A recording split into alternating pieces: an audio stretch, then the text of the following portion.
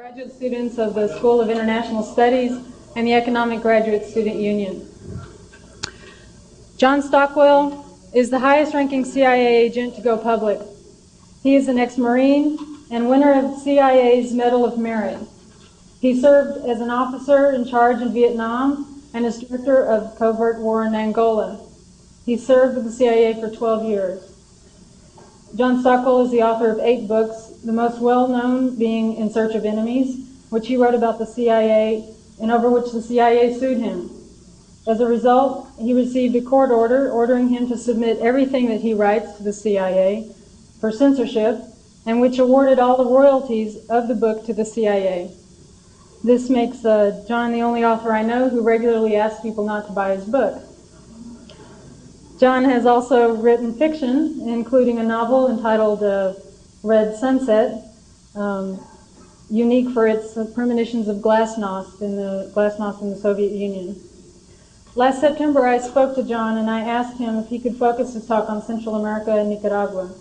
At the time, the 5 Central American presidents had just agreed to the demobilization of the Contra, and the Nicaraguan elections were underway. Our main concern was to keep Central America, and especially Nicaragua's upcoming elections, in the arena of rational discussion, and to counteract the Bush administration's destabilization and misinformation policies.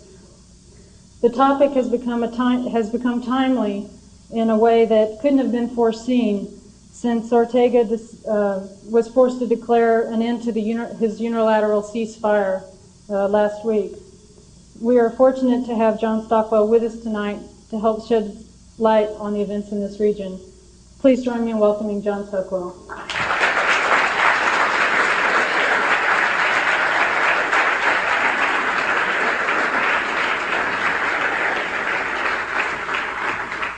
Thank you. Thank you very much for inviting me and for the welcome and for the good turnout. Let me begin by correcting a minor detail, and this is not the fault of my host. I'm not the highest-ranking CIA officer to go public. There have been CIA directors going public all the time. I think I have the distinction of being one of the highest case officers to go public and endeavor to tell the truth about what the CIA has been up to.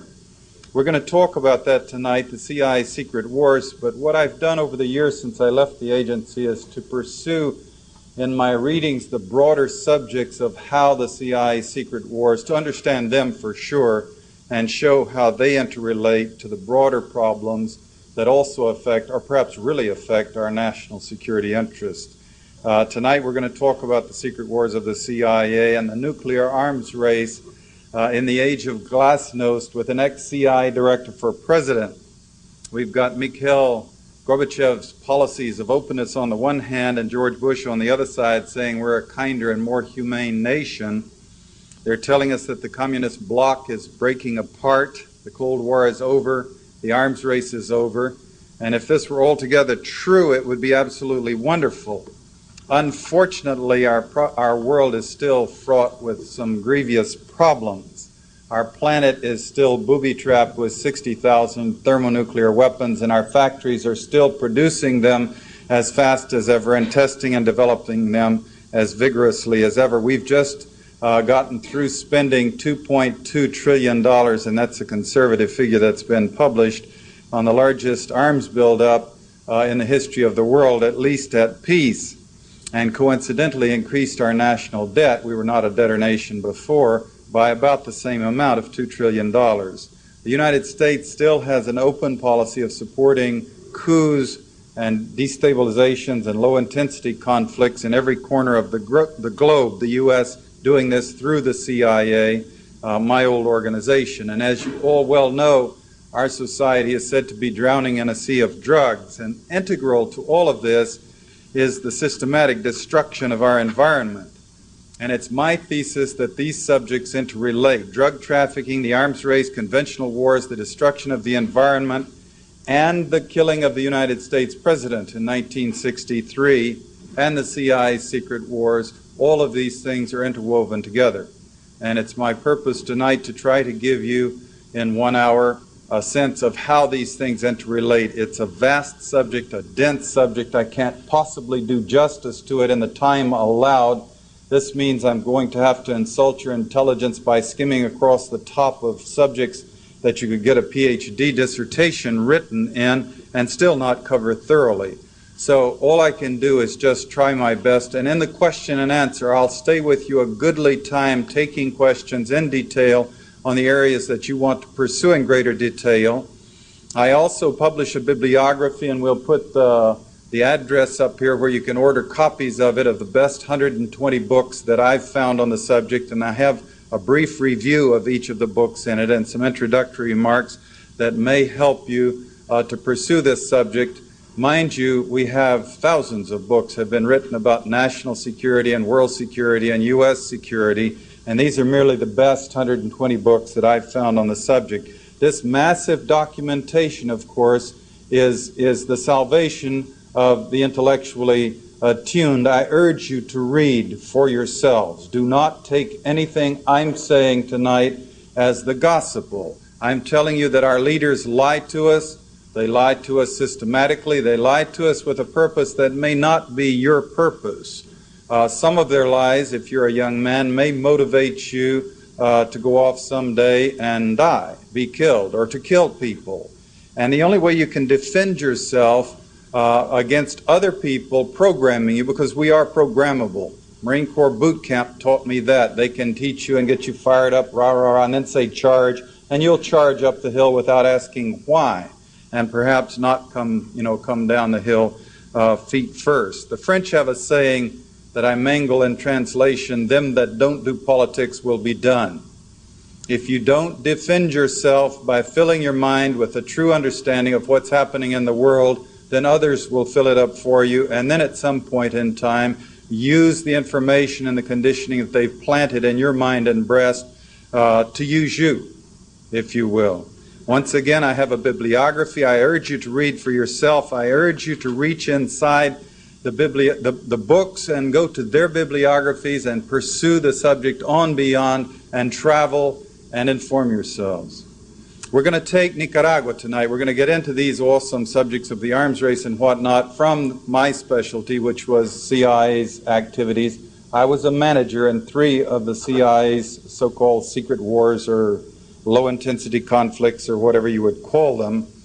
We're going to start with them, of course, and we're going to start with Nicaragua as a case study, because it's particularly timely, because the elections are coming up, because we've been beating up on Nicaragua for the last 10 years, and coincidentally, because it's very much in the news right now, today, tonight, during this last week. In fact, the Washington Post has special op-eds on it and editorial pieces on it today. I was just reading them in my hotel room. The Contras have moved several thousand armed fighters down into the country, but the State Department says they're not there to fight, they're just down there to encourage people to vote. But they're killing people, and Ortega sees his responsibility as trying to stop people from killing people in his country. He's doing exactly what President George Bush would do if there were a force in this country gunning people down.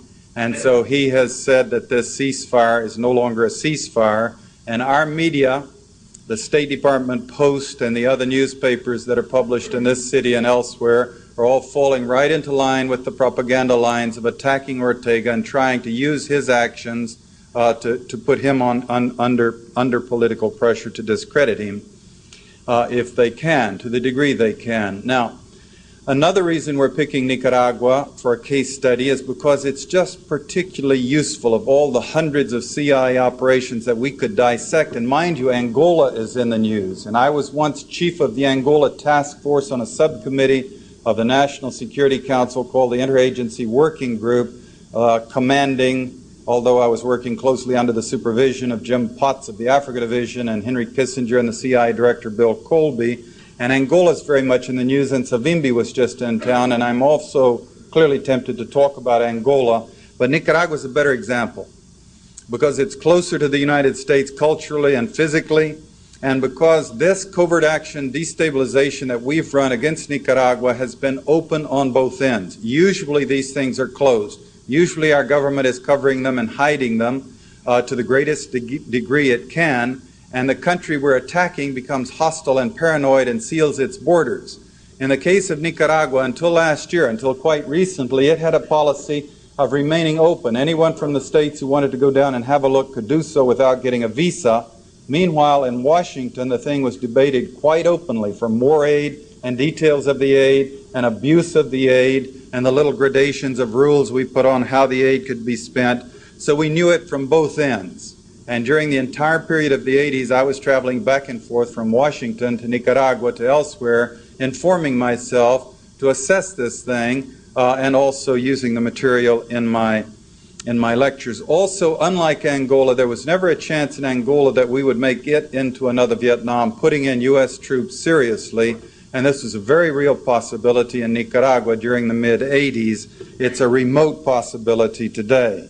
The U.S., of course, as you know, has had a fixation on Nicaragua since the mid-1800s. It's been the issue of a second canal or a better canal, of different interests trying to develop it, of military interventions, of putting the Marines in there half a dozen times to occupy it, to dominate it, to force elections, to control events in that country. The Marines were eventually withdrawn in 1933 as a result of the international pressure of the international peace movement, and at that time we switched into a more subtle phase of the ancient Monroe Doctrine, where instead of using Marines so much with gunboat diplomacy, we created a National Guard with officers trained at our academies here in the States, and then maintained control of the country by proxy without taking the heat for having our troops inside the country itself. It's been said that this event was the birth of neocolonialism. This also was the kickoff of the U.S. policy of establishing a military oligarchy. We set up schools and trained tens of thousands of military and police officers in countries all over Latin America and Africa in some cases, and Asia, putting them through our academies, arming them, paying their salaries afterwards, trying to create and successfully creating a situation where we would have a fraternity of people in these countries in power who were more loyal to the fraternity of our own military than they were to the peasants and people of their own countries. Meanwhile, this cat and mouse game that we've played with Nicaragua since 1981 is a classic case of what CI directors more recently themselves called destabilization. The point is to put pressure on the targeted government by ripping apart the social and economic fabric of the country. Now that's words, you know, social and economic fabric. That means making the people suffer as much as you can until the country plunges into chaos, until at some point you can step in and impose your choice of governments on that country. The rationales we've used in Nicaragua are classic. We've been fighting communism. It's been national security. They're a Marxist bastion in our own backyard and all of that. More specifically, our leaders have said at first that the purpose of this program was to interdict the flow of arms from Nicaragua to the rebels in El Salvador. Unable to prove any flow of arms whatsoever from Nicaragua into El Salvador, they eventually got into the line which they used in the last few years of returning Nicaragua to democracy. And then we pointed out to them that Nicaragua never had a democracy, certainly not under the Somoza dictatorships, so they call it the democratization of Nicaragua, ignoring the fact that Nicaragua, by the way, had elections in 1984 that were much more democratic than the elections that we had in this republic. We don't live in a democracy in the United States itself. Now, we, I submit, will never know exactly what the Sandinistas would have done with this country of Nicaragua if we had left them alone to react to the country's problems according to their own interests and ideology and compulsions. We do know, however, that they abolished the death sentence at exactly the same time the United States was reinstituting the death sentence in this country. Maximum penalty in their courts is 30 years in jail. They released thousands of the hated National Guard that they had in their custody, saying that they would not jail anyone for having belonged to an organization. They would have to be convicted of individual crimes. They launched a literacy campaign to teach each Nicaraguan to read and write. They set out to build 2,500 clinics so each Nicaraguan would have access to some kind of medical treatment. These are all things that Somoza, the dictator, backed up by the United States, had not gotten around to doing. And they launched the most ambitious land reform campaign in the history of Central America. And they did this by maintaining a free enterprise economy. If you owned land and you were working it, you kept it. They were taking the lands that Somoza and his family and the people who had fled had stolen or taken or gotten, and they were turning those lands back to the people in different forms and cooperatives, feeling their way as they went, making mistakes as they went, trying this solution and that one, but with the purpose of getting the land back to the people so people would work land, own land, relate to land, and profit from the land that they worked on in their own country. And they brought something totally new, I believe, to the modern world, which is a unity between Christianity and Marxism, of asserting that the church should have, if it has any purpose and justification at all, it's that it should be the church of the people, the church of the poor, not the church of the oligarchy and the rich and the wealthy.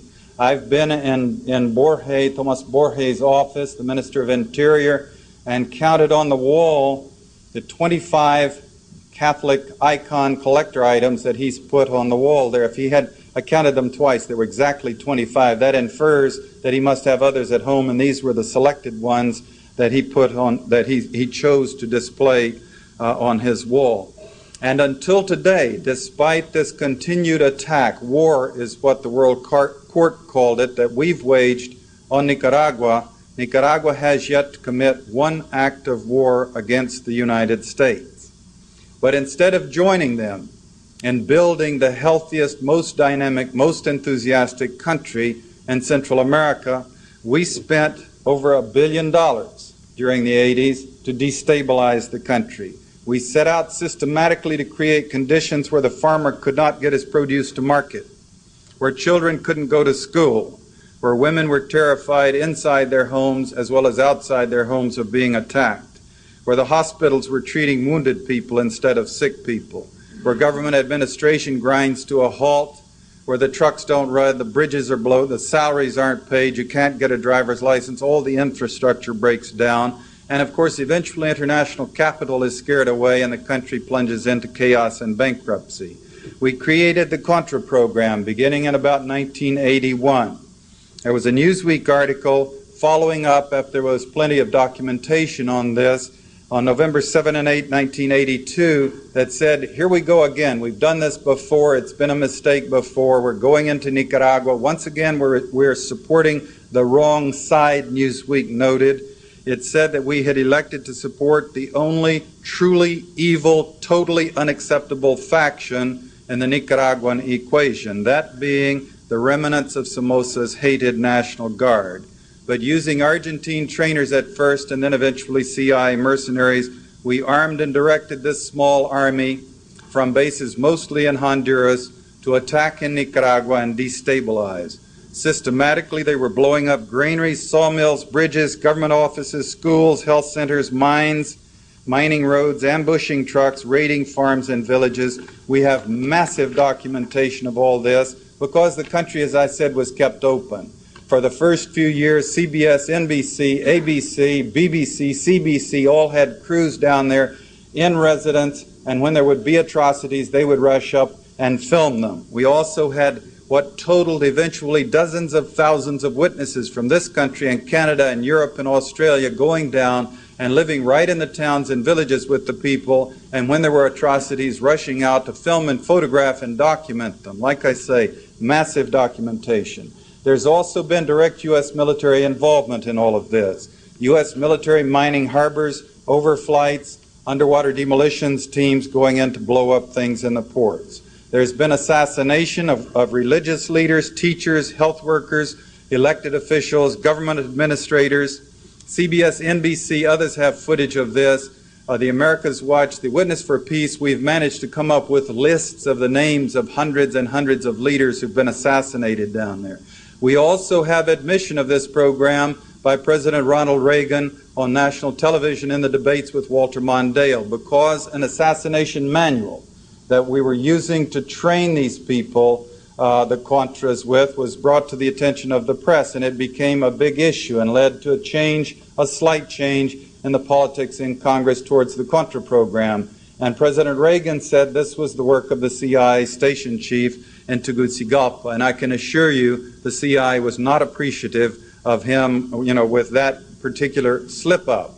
Because one, it attributed, assassinations, a policy of. So the media went to the White House the following Monday and said, did that mean that there had been a change in U.S. policy against assassinations? And the White House, playing, doublespeak, said, well, no, not really, because in our opinion, assassination applies to world leaders only. When you're killing religious leaders or regional leaders, it's not assassination, it's just killing. Terror has been a part of this program, raw terror, as raw as anything that happens in the Middle East or elsewhere. These Contras have been going into villages, they've been hauling families out, with other members of the family forced to watch. They've been castrating fathers, gang raping mothers, slashing off their breasts, again, while the children are forced to watch. 22,000 is the figure the New York Times gave the last time I counted as the number of people killed in this thing. And again, this is nobody's propaganda. This is documented and condemned by the World Court, by the Presbyterian Church, by the Methodist Church, by broad segments of the Catholic Church, and again by these dozens of thousands of witnesses who've gone down from other countries to see for themselves. As you recall, President Reagan remained throughout unapologetic for this activity. He took pride in saying, quote, I'm a Contra. He took pride in saying that these people were the moral equivalent of his founding fathers. And of course, George Bush has never missed a chance to identify himself with these Contras. Again, read for yourself. Read Contra Terror by Reed Brody, former Assistant Attorney General of New York State. Read The Contras by Dieter Ike. Read With the Contras by Christopher Dickey, a so-called moderate journalist representing the Washington Post in Central America. Read Witness for Peace, What We Have Seen and Heard. Read The Lawyers' Commission on Human Rights. Read The Violations of War on Both Sides by the America's Watch. Read The Mosquito Indians in Nicaragua. Read Washington's War on Nicaragua by Holly Sklar. Or go to Nicaragua and see for yourself. You have to get a visa now, but there's not one person in this room who cannot find a way in the coming summer, for example, or during the winter even, to raise enough money to go to Nicaragua and see for yourself. And I urge you to do so because we have a unique situation. It may be 10 or 20 years before there'll be another covert action which is so open that you can be sure of the facts, you can have absolute knowledge of what your government is doing there, and you can go inside the country and circulate and see the effects of our destabilization policy on the targeted country. Of course, throughout these years, there's been a relentless propaganda program to discredit the Sandinistas. We've labeled the Sandinistas as totalitarian dictators. We said at first that they were flowing arms into El Salvador. We claimed when they put together a military machine to defend their country from this attack, we claimed they were building a war machine that, quote, threatened the stability of all of Central America, without noting that they did not have strategic weapons. They did not have tanks and bombers that could, in fact, attack other countries. We charged them with censorship, specifically closing down La Prensa newspaper, and it was several years after we were crowing about this censorship by the government before it came out that La Prensa was on the United States government payroll. The National Endowment for Democracy, using U.S. government funds, was subsidizing La Prensa as our propaganda arm right in the capital of that country while we brutally destabilized that country. And of course, in 1984, we launched a vigorous campaign to discredit their elections. Now, they had elections that were supervised and witnessed by United Nations groups and other groups who said that they were as fair as any elections they had seen in Central America in many, many years. And these elections were quite an embarrassment to Ronald Reagan, who was then the champion of the Contra program in this country, and I'm sure to George Bush today, because they were quite a bit more democratic than the elections that we held in this country during the same year. I suggest you go to the Covert Action Information Bulletin number 25 from the summer of 1986. There are later versions of the bulletin being sold outside tonight, for an article by Mr. Michael Parenti discussing the democracy in Nicaragua. They had 7 parties with candidates running for election. We had 2. They turned out 75.4% of the vote. We turned out 53% of the vote in this country. They voted directly. We voted for electors who selected our leaders. They passed a law that every legitimate party would have an equal amount of money to spend for campaign purposes. In this country, if you can raise more money, you can buy more television time, you have a much better chance of winning the election. In fact, in terms of direct voter participation in this republic, we are not a democracy, we're a republic. In terms of voter representation, we're rated 75th in the world, just before South Africa, which is 76th. Another element of propaganda that we were slamming them with was claiming that the Sandinistas were smuggling drugs to finance their revolution. We staged scenes paying the pilot Barry Seals, plea bargaining a deal with him to land a plane in Nicaragua to kick some bales of marijuana out on the runway to photograph by satellite so President Reagan could put them on television saying this proves they're smuggling drugs. In fact, the record is out massively clear. The Contra program was smuggling drugs. I won't go into the details right here now. In the question and answer we will. I'll mention them later. But we had the Senator Kerry investigation. We had also intensive investigation by our media.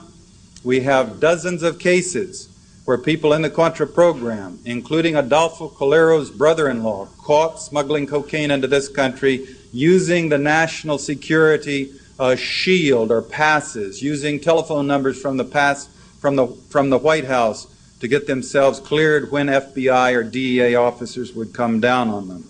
We claim the Sandinistas were responsible for terrorism in Central America. And this case, of course, has never been made. Meanwhile, however, the United States has been supporting with literally billions of dollars the activities of death squads that were slaughtering people brutally in countries like El Salvador and Guatemala.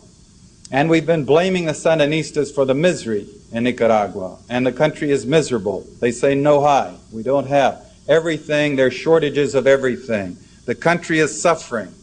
But U.S. representatives go down there and have a look and come back and go on television and say, you won't believe the place. It's the most miserable country I've ever visited. The Sandinistas have not been able to manage it. Look what happens when you have a Marxist government. To be honest, obviously, they would go down and say, our stated purpose back since 1982 was to break the Nicaraguan economy. We spent $1 billion destabilizing the country to break its economy. Now, here are my snapshots of the results of our successful program to break their economy. Of course, they don't do that because they're playing propaganda, because they're not being honest. The country is miserable. It's not the fault of the Sandinistas. It was the purpose of our Contra program. And then there's the Soviet threat. President Reagan saying all those years, that we were having Soviets in our own backyard. He used to like to say there were Russians flying airplanes in this hemisphere, meaning into Nicaragua, for the first time in all of history. And like much of what he said, his mind didn't work clearly on all 3 cylinders at best. Like much of what he said, this was not accurate. Anyone who would think for a minute would note that Aeroflot has been flying into Canada, into Mexico, into Latin America, into New York City for 30 or 40 years on a daily basis, not to mention flying in and out of Cuba continuously. So the statement simply was not true. But again, altogether, over this period of time, we spent $1 billion to destabilize this country. You can only weep to think what could have been done with that money to build schools and clinics and irrigation projects in Nicaragua to create a healthy country. To this date, they have not committed an act of war against us or broken relations with us. We could go in now and reverse this program and work with them to alleviate suffering instead of to make people suffer. Now they've sent the Contras back into the country, they being George Bush and the CIA managers. They are still providing them with what they call humanitarian aid, and in a war situation there is no humanitarian aid for the combatants. You're buying uniforms and boots and food for them while private sources give them arms. They've sent several thousand of these troops into the country now to resume the military activities, to destabilize the country as it goes into its second election process.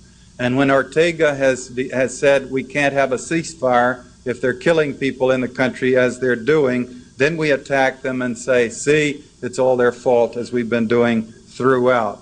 This thing that happened in Costa Rica last week, where George Bush was down there for a meeting and he met with Ortega, and Ortega announced that he would have to nullify the ceasefire and put his troops back into trying to maintain the peace, was George Bush's reaction was the ugliest thing, I mean viscerally, in terms of the dignity of a world leader, that I recall seeing since Lyndon Johnson was president of this country. As a Texan, I can say that. He was not a graceful man. Bush, with an ugly look on his face, referred to this little man in his green uniform breaking up our garden party.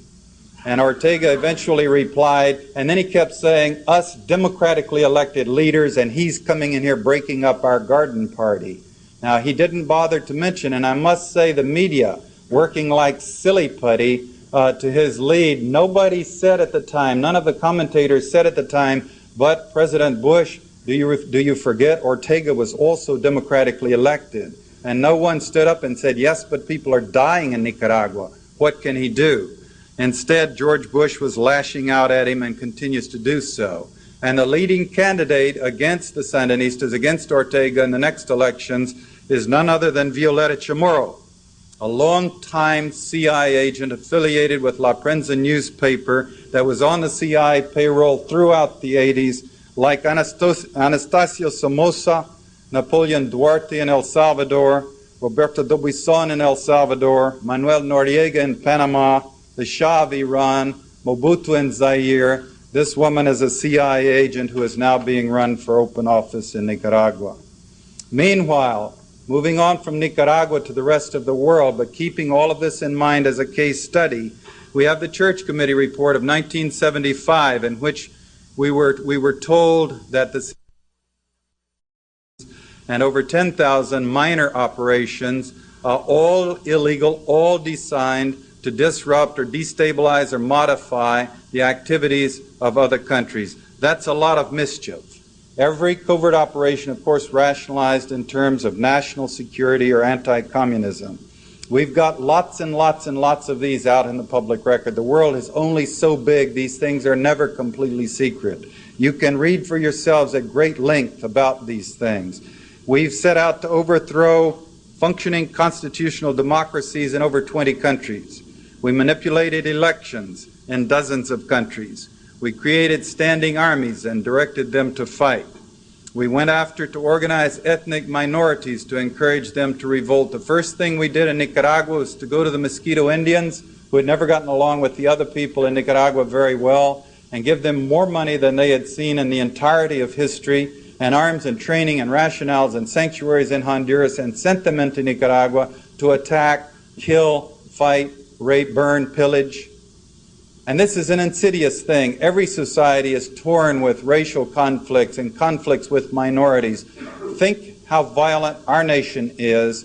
Think what if there were a superpower so big that we didn't dare even flap back or strike back at them, that were coming to our minorities with huge sums of money and arms and training people from our minority groups and sending them into the country to do open acts of violence. How we would rise up and the bloodbath that would ensue. And this has been a technique the CIA has used in Nicaragua, in Thailand, in Vietnam, in Laos, in the Congo, in Iran, Iraq with the Kurds, in different parts of the world. We created, trained, and funded death squads like the Treasury Police in El Salvador that are responsible for killing as many as 70,000 people, according to the count of the Catholic Church. And we've assassinated world leaders, including the United States President in 1963, and I'll get to that in more detail in just a moment. Getting back to the subject of democracy, since that's something that Bush and everyone is talking about right now, I remind you of Chile. In 1973, the CIA organized the overthrow of Salvador Allende, the democratically elected president of Chile. And he was killed in the process, and we killed General Schneider, who was the pro-U.S. defender of the Constitution there, in order to put the CIA's representative Pinochet in power. And Henry Kissinger's When he was grilled by the Congress over this program, his rationale was, yes, the issues are much too important for the Chilean voters to be left to decide for themselves. Now, there was a long CI destabilization and propaganda campaign against China. We were parachuting teams from Quemoy, Matsu, Tibet, Burma, Thailand to destabilize China with the propaganda campaign. The propaganda aimed at the United States as well as China and other parts of the world, until eventually we talked ourselves into the Korean War, in which 1 million people were, where we fought China in Korea and 1 million people were killed. There was a long CI destabilization and propaganda campaign against Vietnam until we talked ourselves into going into Vietnam to fight, and 2 million people were killed. Again, read for yourselves. Read Bill Blum's book, The CIA, A Forgotten History. Read Portrait of a Cold Warrior by Joseph Burkholder Smith, who was a CIA case officer in Southeast Asia. Read Fire in the Lake by Frances Fitzgerald, the daughter of Desmond Fitzgerald, the famous CIA chief of operations of Southeast Asia. Read Deadly Deceits by Ralph McGehee, another case officer who served in Southeast Asia. Read Decent Interval by Frank Snapp, who covered the period of time in Vietnam, 73, 75. He and I were colleagues there at that time. Or if you will, read my own book, In Search of Enemies by Norton, which remains the only insider's detailed account of the inner functionings of a covert action.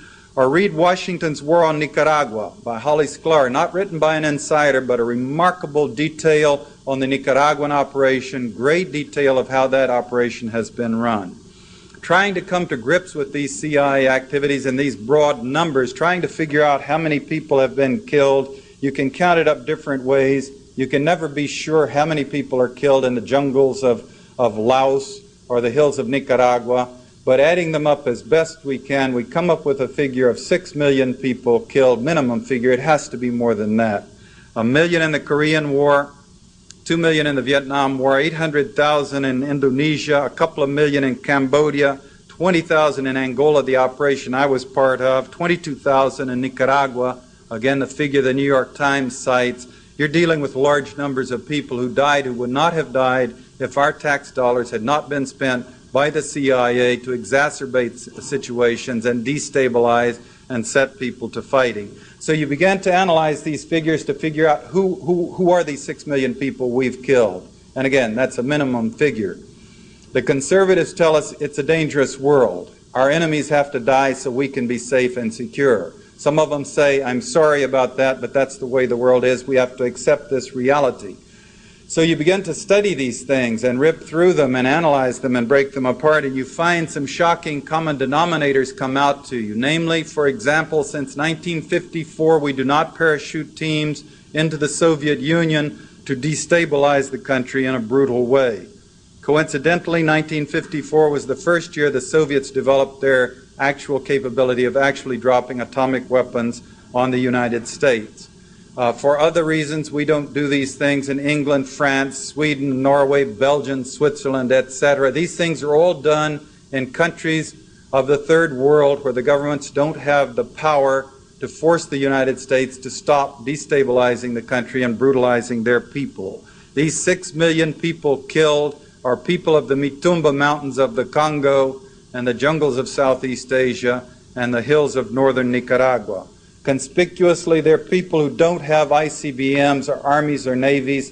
They don't have any capability of doing physical hurt to the United States.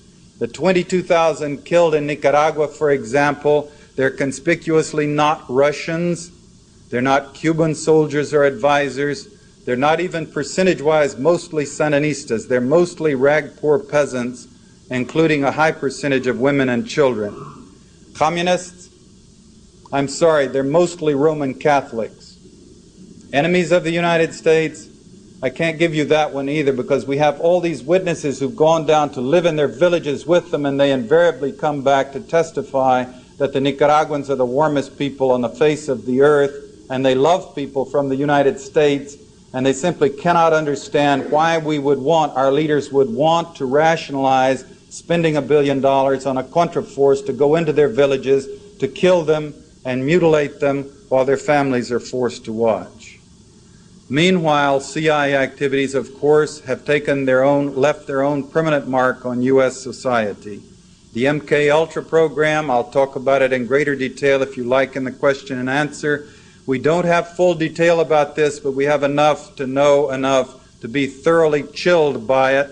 The pro-agency book, The Agency, by John Rainlay, which is the memoirs of CIA founders Larry Houston and Ray Klein and others, says that there were 175 different projects in that one program. We know of about 5 of them. These were experimentations with swine fever, with dengue fever, with deadly diseases, with psychedelic drugs on American population groupings without their permission in many cases.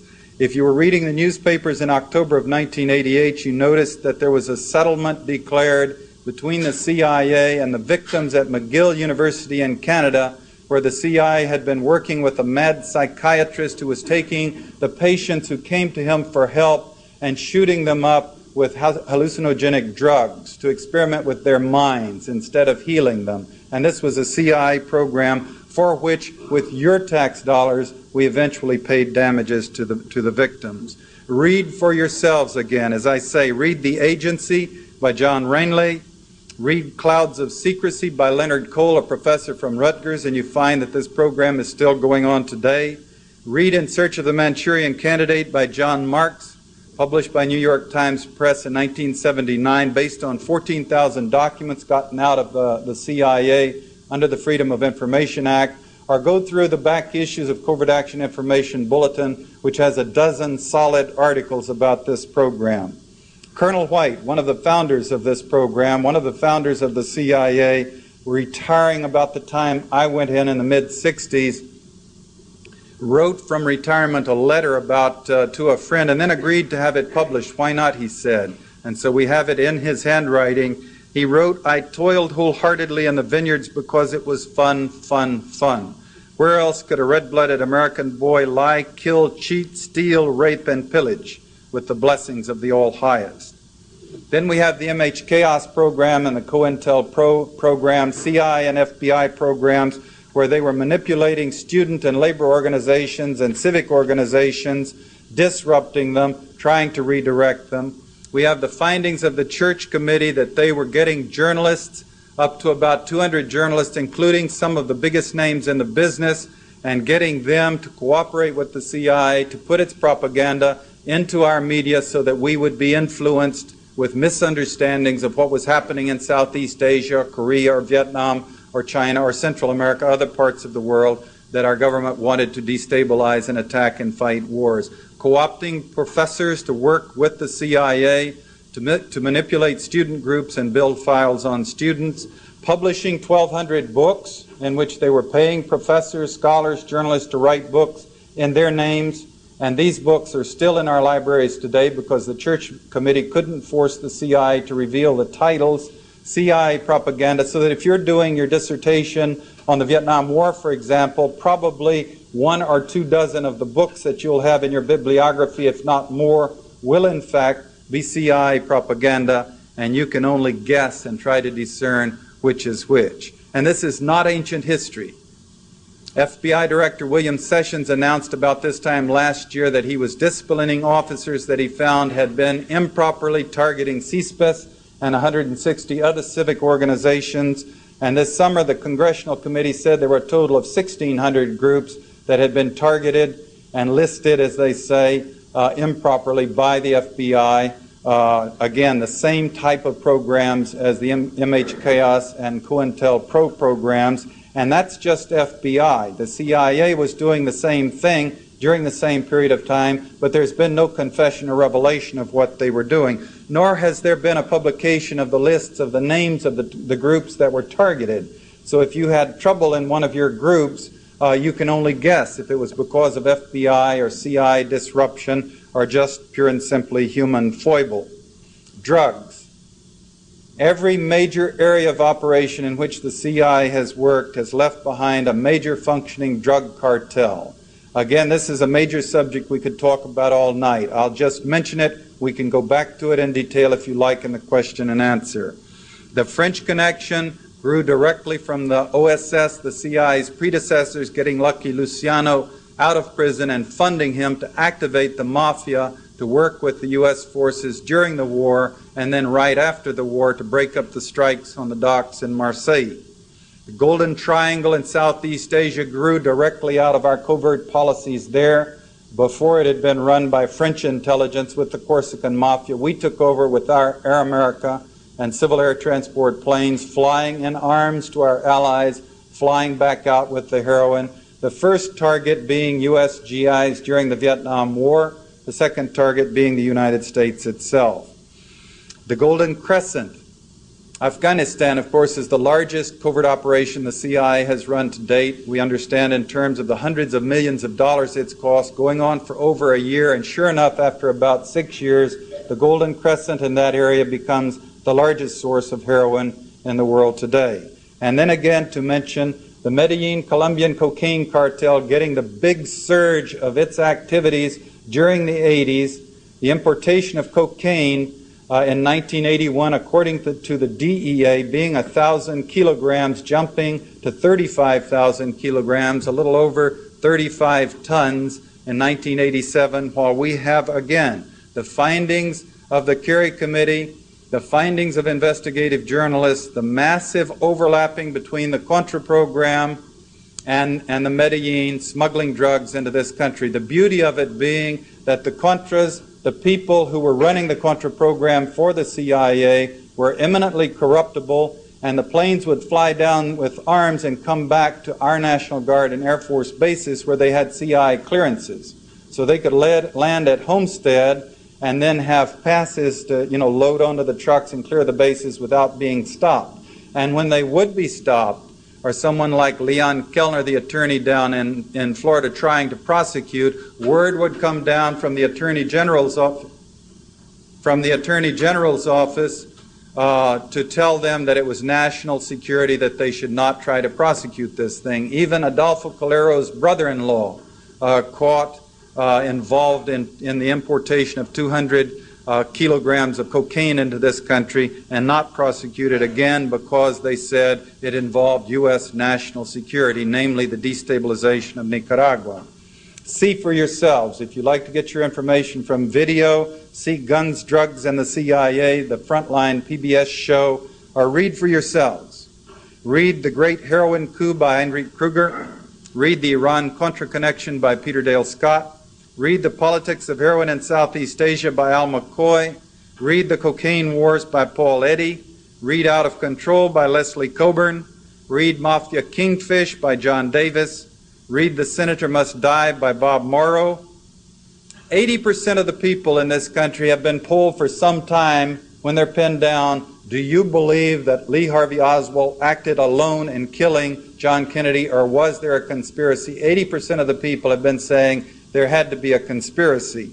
But we were saying this without having the facts, without being able to say what kind of a conspiracy, who was behind it. Now we have the facts out in abundant detail.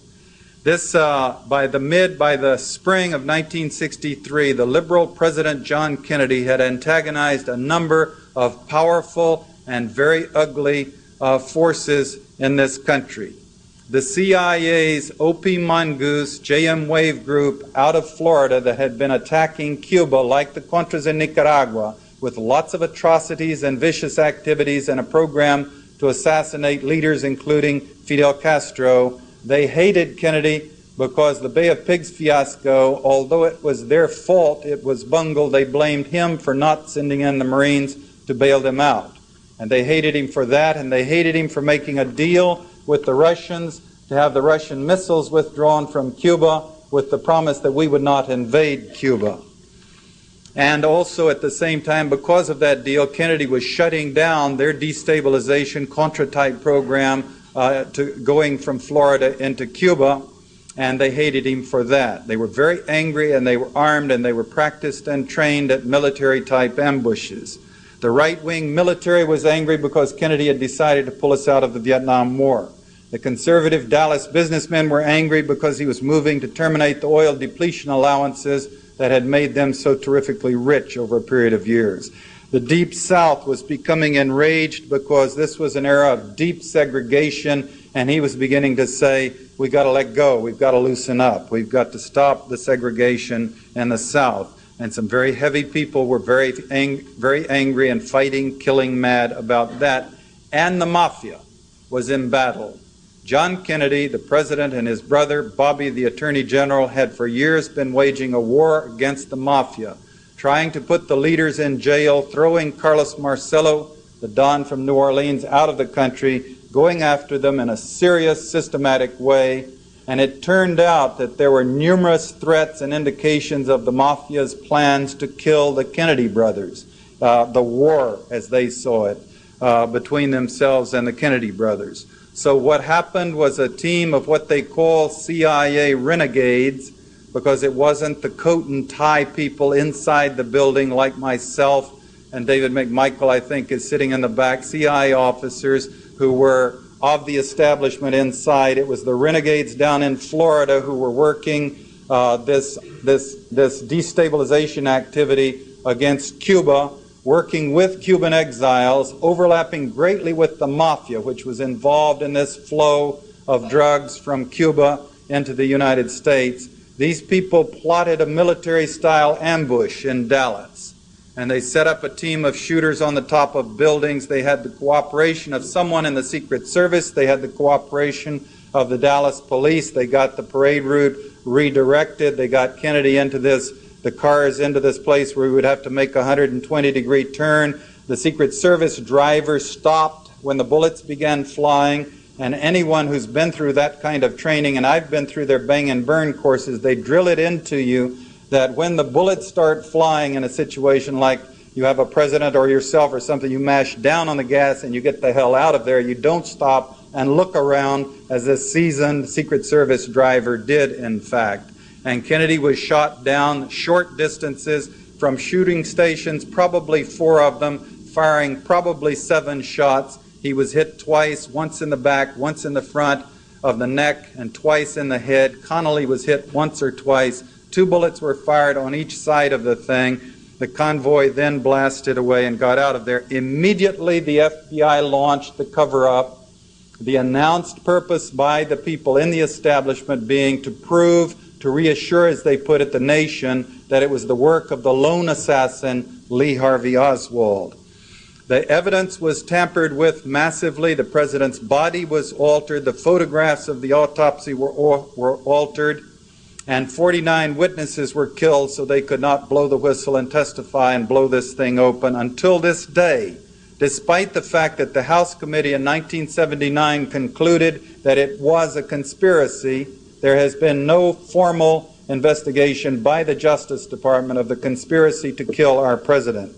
This was nothing less than a coup d'etat. They, the conservatives, the ones that hated John Kennedy, were faced with his re-election and possibly his brothers after that, and they could not be bothered to wait for democracy to take its course, so they plotted an ambush and they killed him.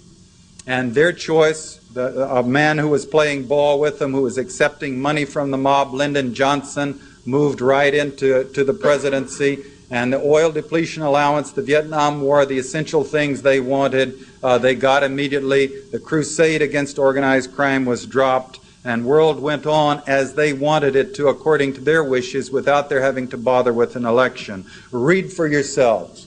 We've got a number of meticulously researched books out on the market now, and a bunch of people who are determined to bring this out, and finally, 2.5 decades later, make it clear to the people that the government must sooner or later face the truth and go after and punish the people who are responsible for assassinating our president. Read High Treason by Grodin and Livingston. Read The Senator Must Die, or Betrayal by Bob Morrow. Read On the Trail of the Assassin by Jim Garrison. Read Contract on America, the bestseller that's afoot today by David Scheim. Read Mafia Kingfish by John Davis. Read Gumshoe by Josiah Thompson. Read Reasonable Doubt by I.H. Hurt. Read Best Evidence by David Lifton. Read Secrecy and Power, The Life of J. Edgar Hoover by Richard Powers. Among other things, you'll find that J. Edgar Hoover, the FBI director, was a major hoodlum. He was the master of blackmail in this country. Everyone in Washington knew it. He was building files on senators and congresspeople. If they crossed him, they would be exposed. If they tried to force an investigation of the FBI, they would be exposed personally. If they tried to force investigations of the mafia, they would be exposed. Richard Nixon had mob ties dating back to his first election campaign in California. Lyndon Johnson, anyone down in Texas could tell you that his campaigns were very dirty. And now we come to the breathtaking scandal of having this man, Manuel Noriega, who's a former paid CIA agent under 6 presidents. That's according to George Bush. He revealed that information in the presidential debates with Michael Dukakis. This man Noriega, the dictator of Panama, an indicted drug dealer, boasting that he has blackmail control over George Bush, the United States president. I refer you to the Newsweek May 23, 1988 issue, in which it's about Noriega. It concludes with Noriega's quote, quotation marks, "I have George Bush by the balls." This may help you understand why, of all the dictators in the world who are smuggling drugs, who are not very nice, who have manipulated elections, why George Bush has a fixation on Noriega. He's got a problem there. He's got to keep the pressure on Noriega, else if Noriega ever got some credibility working, who knows what might happen in our own legal system up here. I worked for George Bush personally at the end of the Angolan operation when he was CIA director in 1976. We had broken the law and we had perjured ourselves to cover it up. We being Henry Kissinger and Bill Colby, mostly, me being in a staff position under them. Bush's policies were not to find out the truth and punish the perpetrators and clean up the CIA. It was to cover for us.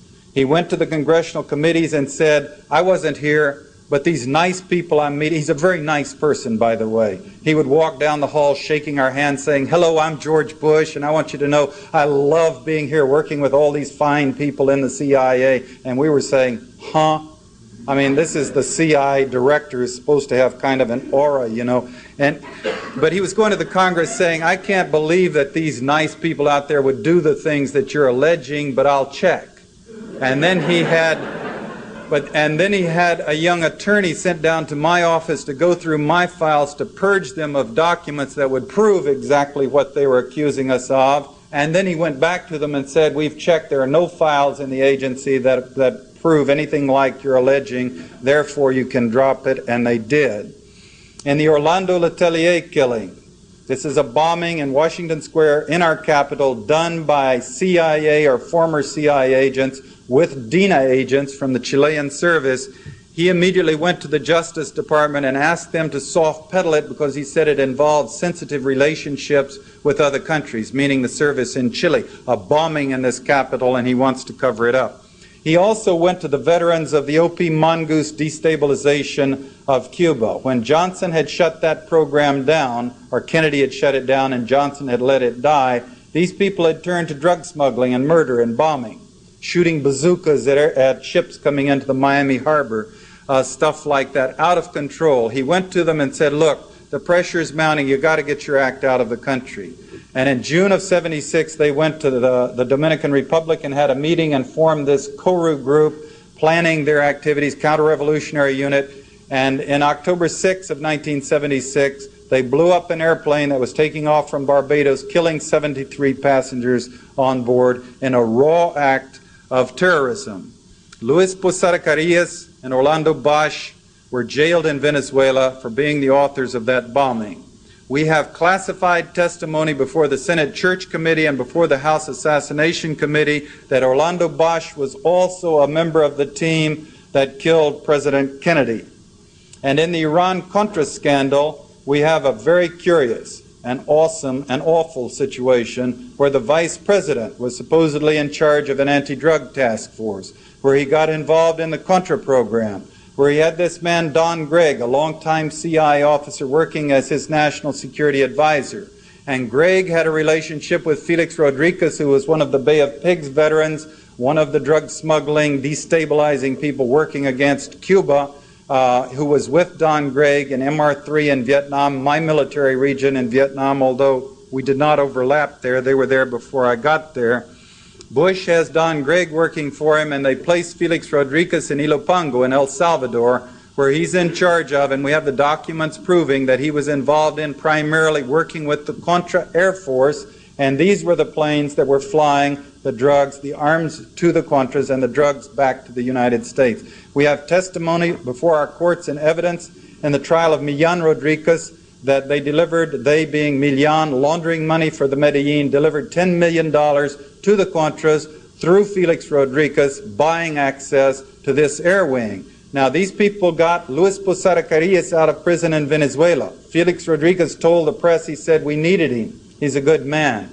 And they got Luis Posada Carillas out of Venezuela to help them with this program. And this man was the terrorist who was involved in blowing up the passenger plane that was taking off from Barbados. And he's working for Felix Rodriguez, who is reporting directly to the Vice President's office, Vice President George Bush's office, and flying up to report in person and going into Bush's office to report. Bush says he doesn't remember they're ever talking about the Contra program or anything down in Central America. They were talking about their lunch or dinner or something. See, the trouble with this is that with Ronald Reagan, you really could believe that he didn't understand when people briefed him. The man's mind skipped in and out, as everyone well knew. But George Bush is an intelligence person. It's very difficult to believe that he would not be mentally involved in these things. But even if by chance they did talk about lunch or breakfast, when it became clear, we brought it out in the media vigorously, and the Congress discussed it, that a known terrorist was working one step up the chain or down the chain of command from him, reporting into his office, he did not purge himself of these associations. To the contrary, he went on and nominated Don Gregg to be ambassador to Korea, where I believe he is today. One might speculate, going back to Noriega's boast, that George Bush could not separate himself from these people because of what they would know of their involvement with him, going back to the CIA days and to the activities when he was vice president working with them. Looking at George Bush's policies now, he's been in office a few months, and we can begin to measure the personality of his presidency. He's maintaining a slightly lower, less noisy profile than Ronald Reagan, but he's continuing his policies across the globe. Bush has refused the Soviets' offer for both superpowers to abstain from delivering arms to the combatants in Afghanistan. He has asked for military aid for the Contras in Nicaragua so they could continue fighting. He is pressing ahead with vigorous plans to interfere with the elections in Nicaragua. That's exactly what's happening now when these Contras are going back across the border in uniform with their weapons to disrupt the elections in Nicaragua today. He has already interfered with the elections in Panama. As you recall, the Congress allocated $10 million for the purpose of disrupting those elections. He encouraged a disastrous coup d'etat in Panama that blew up, I must say, in his own face. He's delivering arms through Thailand into Kampuchea, destabilizing that country that hasn't had a moment's peace for 25 years. And he's continuing to deliver arms to Jonas Savimbi in Angola, including Stinger missiles, ground-to-air missiles, after Savimbi has boasted openly of shooting down passenger planes. And he's continued military support for the death squads in El Salvador. And under the guise of the drug war, he's putting U.S. military into Latin America, where they're doing the same thing in countries like they've been doing in El Salvador, flying planes, strafing and rocketing villages. Meanwhile, despite Glasnost, the Soviet record is not all that much better. They're continuing to pump arms into Afghanistan and Kampuchea. They're increasing expenditures on their military. In fact, Glasnost was not intended to benefit the Third World. The impetus behind Glasnost was Soviet economic problems, not sympathy for the Third World. If you go back and read Andrei Kozyrov's article in the New York Times on January 7 of 1989, you find he's calling for the Soviet Union to join with the United States in the capitalist solution, in supporting the status quo and what they call stability in countries of the world, in the interest of world trade, in which the Soviet Union would become more active. And we find the most shocking thing of all to date is that today Soviet attack helicopters designed for the fighting in Afghanistan are now being used in joint operations with U.S. military and Peruvian military in Peru to strafe and rocket villagers there. Meanwhile, you've got to be screaming, why? What is the purpose of all this? And I promised you I'd bring it all together and show you how these things interrelate. And in a very few minutes, I propose to do that so we can get on to the question and answer period, which is really the most fun part where you can direct, your interests in these things. Why would we spend billions of dollars to destabilize every corner of the globe for 4 or 5 decades? Economics. I mean, it's a complex world. There are lots of reasons. There are people who do these things just because they think they're fun, to blow things up and kill people. But economics, the biggest stuff. $150 billion drug trade speaks for itself. The second most profitable industry in the world, of course, is the production of arms. $3 billion a day bought and sold of weapons. The defense corporations making 20 to 24% profit. We just got through spending a total of $2.2 trillion on the largest arms buildup perhaps in the history of the world, certainly of any peacetime arms buildup. And our debt increasing by just about exactly the same amount during that period of time. The result is that we've created a society that's dominated by what President Eisenhower called the military-industrial complex. The U.S. taxpayer is now carrying a gigantic burden. 1/3 of our budget is for the military. 53 cents, according to the Washington Post, of every tax dollar goes to the military. We began the conditioning to war in this country, this permanent war complex we maintain, pretending we're good guys, at the age of 2. This is the age at which we put our children in front of the one-eyed babysitter and turn it on so we can go wash the dishes or take a break. And they watch the same show with different characters 10 or 15 times a day. And I'm talking about, I have a kid, so I'm into these things. He-Man and Sheena and Scooby-Doo even, and the Transformers and the Decepticons, and each one of these nice little people put upon by ugly evil forces, always saying, please be nice. The evil forces insist on attacking, and at the last minute the good guys rise up and stomp them down. Cut, commercial, and we move on, to the next show. Until it's estimated when we graduate from high school, we've spent more time watching violence on television than we've spent in the classrooms itself. And then you get into the movies we've been feeding ourselves during this military buildup during the 80s. Rambo, Commando, Red Dawn, the Rocky series, Under Siege, Delta Force, America, Missing in Action, Top Gun, Heartbreak Ridge, Death Before Dishonor, Platoon, Hamburger Hill, Tour of Duty, China Beach, and they go on and on. How many people saw the movie Red Dawn, by the way? This is fun. Don't be embarrassed. It's a great movie. Now, this story, it's science fiction. The producer of this movie went on television around the nation saying it was his purpose to create a movie that would draw people back to war, that would make them feel war could be a good and exciting thing. And this film was actually shown in Marine boot camps to motivate people, and to National Guard groups that were about to go down to train in Honduras for the possible invasion of Nicaragua. The science fiction is that they have a force, as you recall, of Russians, Cubans, and Nicaraguans who've invaded the United States, and they've gotten all the way to the Rocky Mountains. Now, you ask yourself why, the planning as they did the movie, why did they pick Russians, Cubans, and Nicaraguans? I mean, it would be a better movie if they picked Russians, Canadians, and Cubans. See, because Canada is an industrial country and there's a huge border, and there could be the Russians coming across at 100 places and pinning us against Cuba. I mean, you could kind of get your head in. I mean, it's all science fiction. Blow off our nuclear weapons and our army and all of that. This is the given. So why did they pick Nicaragua instead of, say, Canada? And the answer is, of course, they were targeting Nicaragua for a possible invasion by U.S. troops. So they had to condition the people that Nicaragua would be the next enemy, the next target. Anyway, this force gets all the way to the Rocky Mountains, where they're eventually stopped by the high school football team. Now, I submit to you that the 80s, you see, is the decade of the middle-aged women. This is, Dallas and Dynasty and the Golden Girls and Murder, She Wrote. Linda Evans, is in better physical condition than I am, and Joan Collins is older than I am, and she's a sex symbol, and the Nautilus workouts and the jogging. I mean, an 80s movie would have been the Soviets Cubans and Nicaraguans with middle-aged school teachers running through the mountains and shooting them down and drinking deer's blood and all of that. So why did they pick the high school football team? You see, the answer is obvious. They're going to fight the next war with the 18-year-olds and 19-year-olds. It's not going to be the middle-aged 50-year-olds. We're too smart. We've seen the cynicism of war. We wouldn't buy it.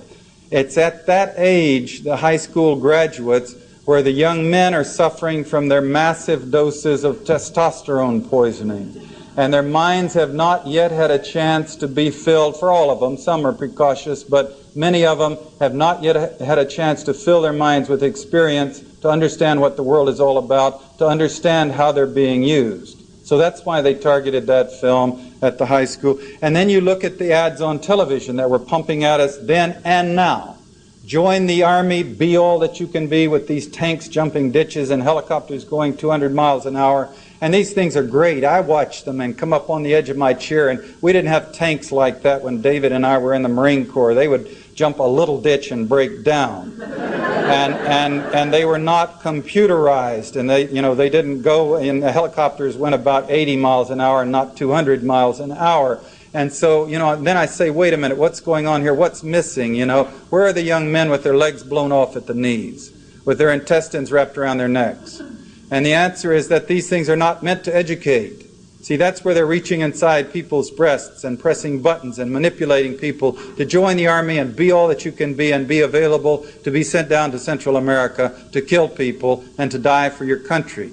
And then there's the most insidious ad I think I've seen in all of the days that I've watched television. This is the one of the soldier coming home on vacation in uniform, handsome young man. He's met by his brother. I think he's getting off a train. And he says, Dad never did understand why I joined the Army. And then they're driving and he says, do you think you'll ever forgive me? And the boy says, well, Dad. And then they get in the living room and the young soldier says, Dad. And the father turns and hugs him and all's forgiven. Now, what's the point? They must have spent hundreds of millions of dollars on this ad. What's the point? The point, you see, is that there are a lot of fathers in this country that are saying, do not join the Army. They've seen the Vietnam War and the Korean War, and they've seen the cynicism, and they're telling their sons not to join the Army. And this ad is saying that it's okay, according to the values of U.S. society, to defy your father and join the Army. Now, the result, of course, of this runaway arms race that we've got going with this expenditure, giant expenditures on the military, is that we can't afford it. We're having to cut every conceivable social service. We can't afford to care for the old people or the poor people or the handicapped people or the farmers or to help the young people get through college. And we're gutting Social Security to cover the deficit. I repeat, you and I, if you've got a job, we're taxed. The FICA tax, it's 15%. Your employer pays 7.5%. If you're self-employed like me, you pay all 15%. And this is your retirement. You're supposed to get that back when you're 65. And they're spending that money like it was windfall profits to cover the deficit that they've run up on the production of arms. The real deficits are running about $300 billion. They're calling them $152 billion. The difference they're claiming against borrowing against the Social Security Retirement Fund that belongs to us. And they're spending it on their military today. What's happening is that the United States has plunged relative to the rest of the world. 25% of the people in this country are now functionally illiterate. We're 6th in the world in terms of the percentage of children in school. We're 10th in the world in quality of education. We're 7th in the world in terms of life expectancy. We're 20th in the world in terms of infant mortality. To sell these sacrifices to the American people, the world has to be hostile and dangerous. If the world were peaceful, we would never put up with this kind of expenditure on arms.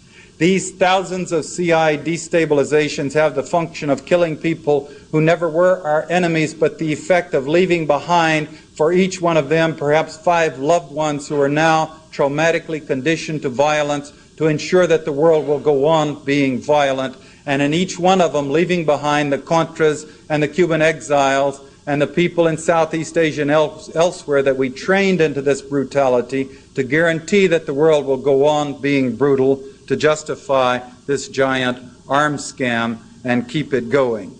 Meanwhile, even if the morality of all this and the damage to our nation doesn't bother you, we got to take a serious look at this. The arms race is breaking the economies of both of the superpowers. The multinational defense corporations have no great loyalty to the United States. They are no longer U.S. corporations. They make enormous profits and invest the money overseas. They are quite willing to sell the U.S. economy down the drain in order to make their profits. While the United States is producing MX missiles, which you put in the ground, which can never be used, and most significantly, they can never be traded to countries overseas, our allies, not our enemies, are producing Sonys and Toyotas and passing us by in the trade deficits, and we're plunging deep into debt. To take a beautiful and clear, simple example, President Reagan spent more money on more presidential energy on his Contra program against Nicaragua than any other aspect of the presidency. He spent more time talking publicly about his Contras than any other aspect of the presidency. His Contra program in Nicaragua, a country with 2 elevators, while Japan was proceeding to capture 30% of the international overseas exchange, and the United States became a debtor nation for the first time since World War I, with the greatest debt in the history of the world. The second reason that we've got to take a long, hard look at this system of doing business is because the result of a runaway arms race is the production of arms. We've saturated with the world, booby-trapped it, as Carl Sagan says, with 60,000 thermonuclear weapons. In 1981, we had the capability of destroying utterly 80 Soviet unions, of rendering 20 planets uninhabitable. Now, despite the INF Treaty, the world is 4 times as dangerous as it was in 1981. The U.S. and the USSR have effected a 40% increase in the numbers of their strategic weapons, and they've made them more modern and more efficient. The U.S. is currently racing to deploy the B-1B bomber, the B-2 bomber, the MX missile, the Trident II missiles, and the Star Wars programs. Meanwhile, the Soviet Union is deploying 3,300 more accurate, more sophisticated strategic weapons that can target any corner of the United States. And the Soviet Union now, the makers of the Chernobyl plant, are marketing a nuclear reactor for use in space. Any country wants to buy one, they'll sell them one. And there are 9 other countries rushing to join the nuclear club. And they tell us these things are fail-safe. We don't have to worry about them.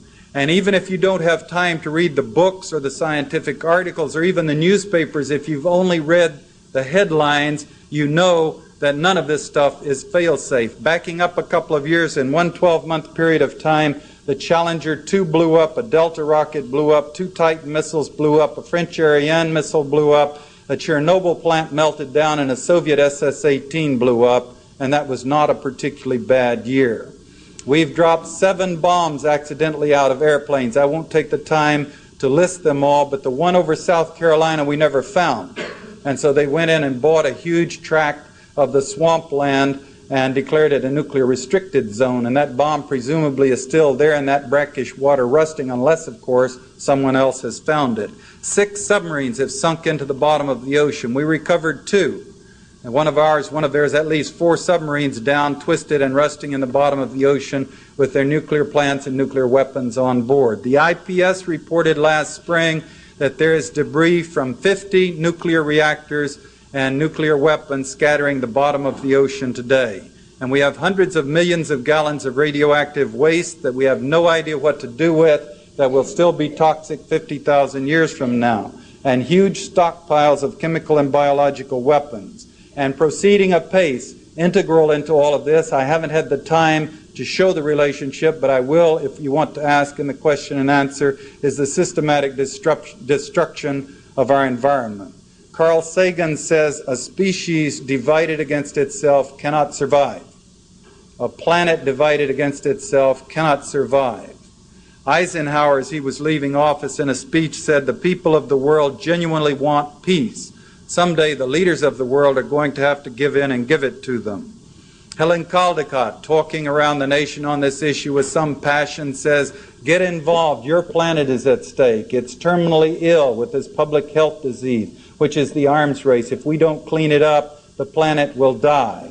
And she notes if you will get to work on it, you'll feel better about yourself and your planet and your environment and your life. And she notes very dramatically that if you do get involved in working on this problem, if the missiles start going off someday and there's a few minutes before the one lands on your town, at least you can turn to your loved one and hug them and say, honey, at least we tried. Now, if I stopped this right now, I would be doing you a great service because, you know, it is such an awesome down subject, terrifying and disempowering. And yet people have done dramatic things over history to change the way people interrelated with each other. Glasnost is a tentative, in some ways misguided, but nevertheless a step in the direction of people stopping this madness, stopping the arms race. That should give us hope. I'll just give you two quick examples, and then we'll go to the question and answer. One, these are carefully chosen. I've done a lot of reading on the subject of hope as well. One of these is the women's movement in this country. 80 years ago, a man could put his sister's wife, daughters to work 12 hours a day, 7 days a week in factories and pocket their salaries. And if they didn't like it, he could beat them, and there was nothing they could do about it. And that has changed to the evolving situation of women today, not by accident, but by the determined struggles of feminist activists. And the reason I select this example is they did it without cracking skulls. They did it without killing people. They did it without violence. My point is that if the problem is essentially testosterone poisoning, as Carl Sagan calls it, we're not going to solve the problem with more testosterone poisoning or more violence. We have to find, on an evolutionary scale, a new way for human beings to interrelate with each other, or we're going to self-destruct as a species. And the other example, we're all disempowered. We're all so helpless. The individual here in Washington, or in Maine, where I was a couple of nights ago, or in South Texas or California, what can I do? And it's a tough one. We're up against the power structure. We're up against the military-industrial complexes with the media bought and woven right into the things, and it's a tough one. But the professor who stopped the war is a wonderful, to me, inspiring example. My war in Angola. Then young Professor Jerry Bender of UC San Diego, who had done his studies in Angola, and he saw what we were doing, and they bothered him. And he couldn't figure out what to do about it. How could he stop it? So one day he picked up the telephone and he called his senator. And he said, Senator Tunney, I have an expertise on Angola.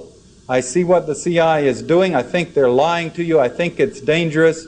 I would like the opportunity to brief you. I will not waste your time. And the senator listened to him and came back to Washington and found that we were indeed lying to the Congress.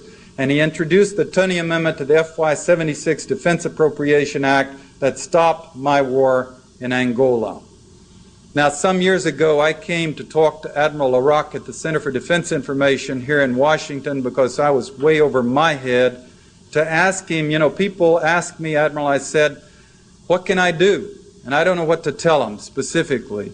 And this beautiful old man, we were having breakfast at his home, and he stood up. He said, I love that question. He said, I tell people, I don't know you, but you know yourselves. You know what your capabilities are. He said, I tell people if you can write articles, write letters, write books, write telegrams. If you can organize. If you can travel, go to Nicaragua or the Las Vegas test sites and see for yourself so you can be an intelligent witness to what's happening in the world. He said, and I quote, I tell people if they feel comfortable lying down in front of bombs, trucks with bombs on them, to lie down in front of trucks with bombs on them.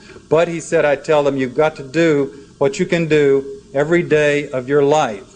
You can't wait until you graduate next summer or get married or get divorced or get a job, because these things malfunction all the time and they're controlled by intellectual giants like Ronald Reagan. And the world may not be here by the time you graduate next summer or get divorced or get a job or whatever. Thank you very much for hearing me out. Thank you.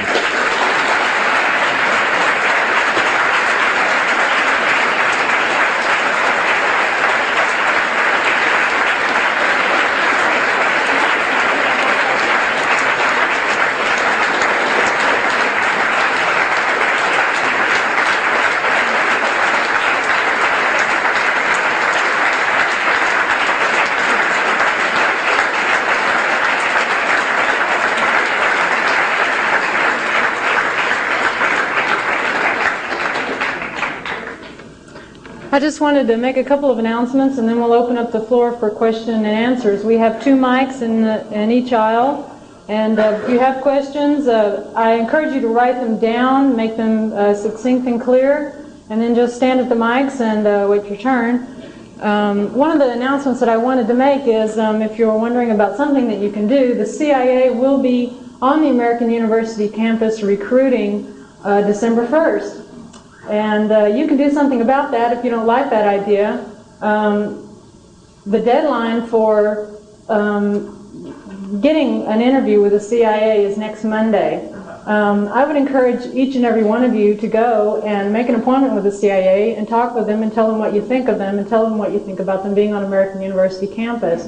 If you want an interview with the CIA, you need to go to the Butler Pavilion on the 4th floor in the Career Center, and you need to bring 20 copies of your resume. I hope you all go. Maybe if a whole lot of us go, they won't come back. The other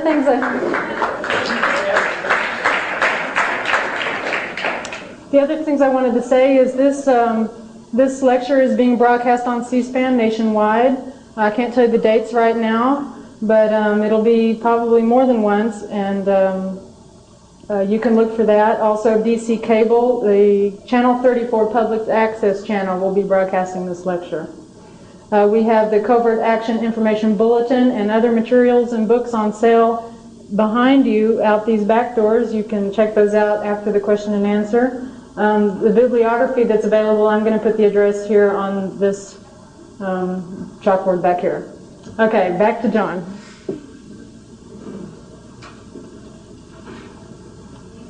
Yes.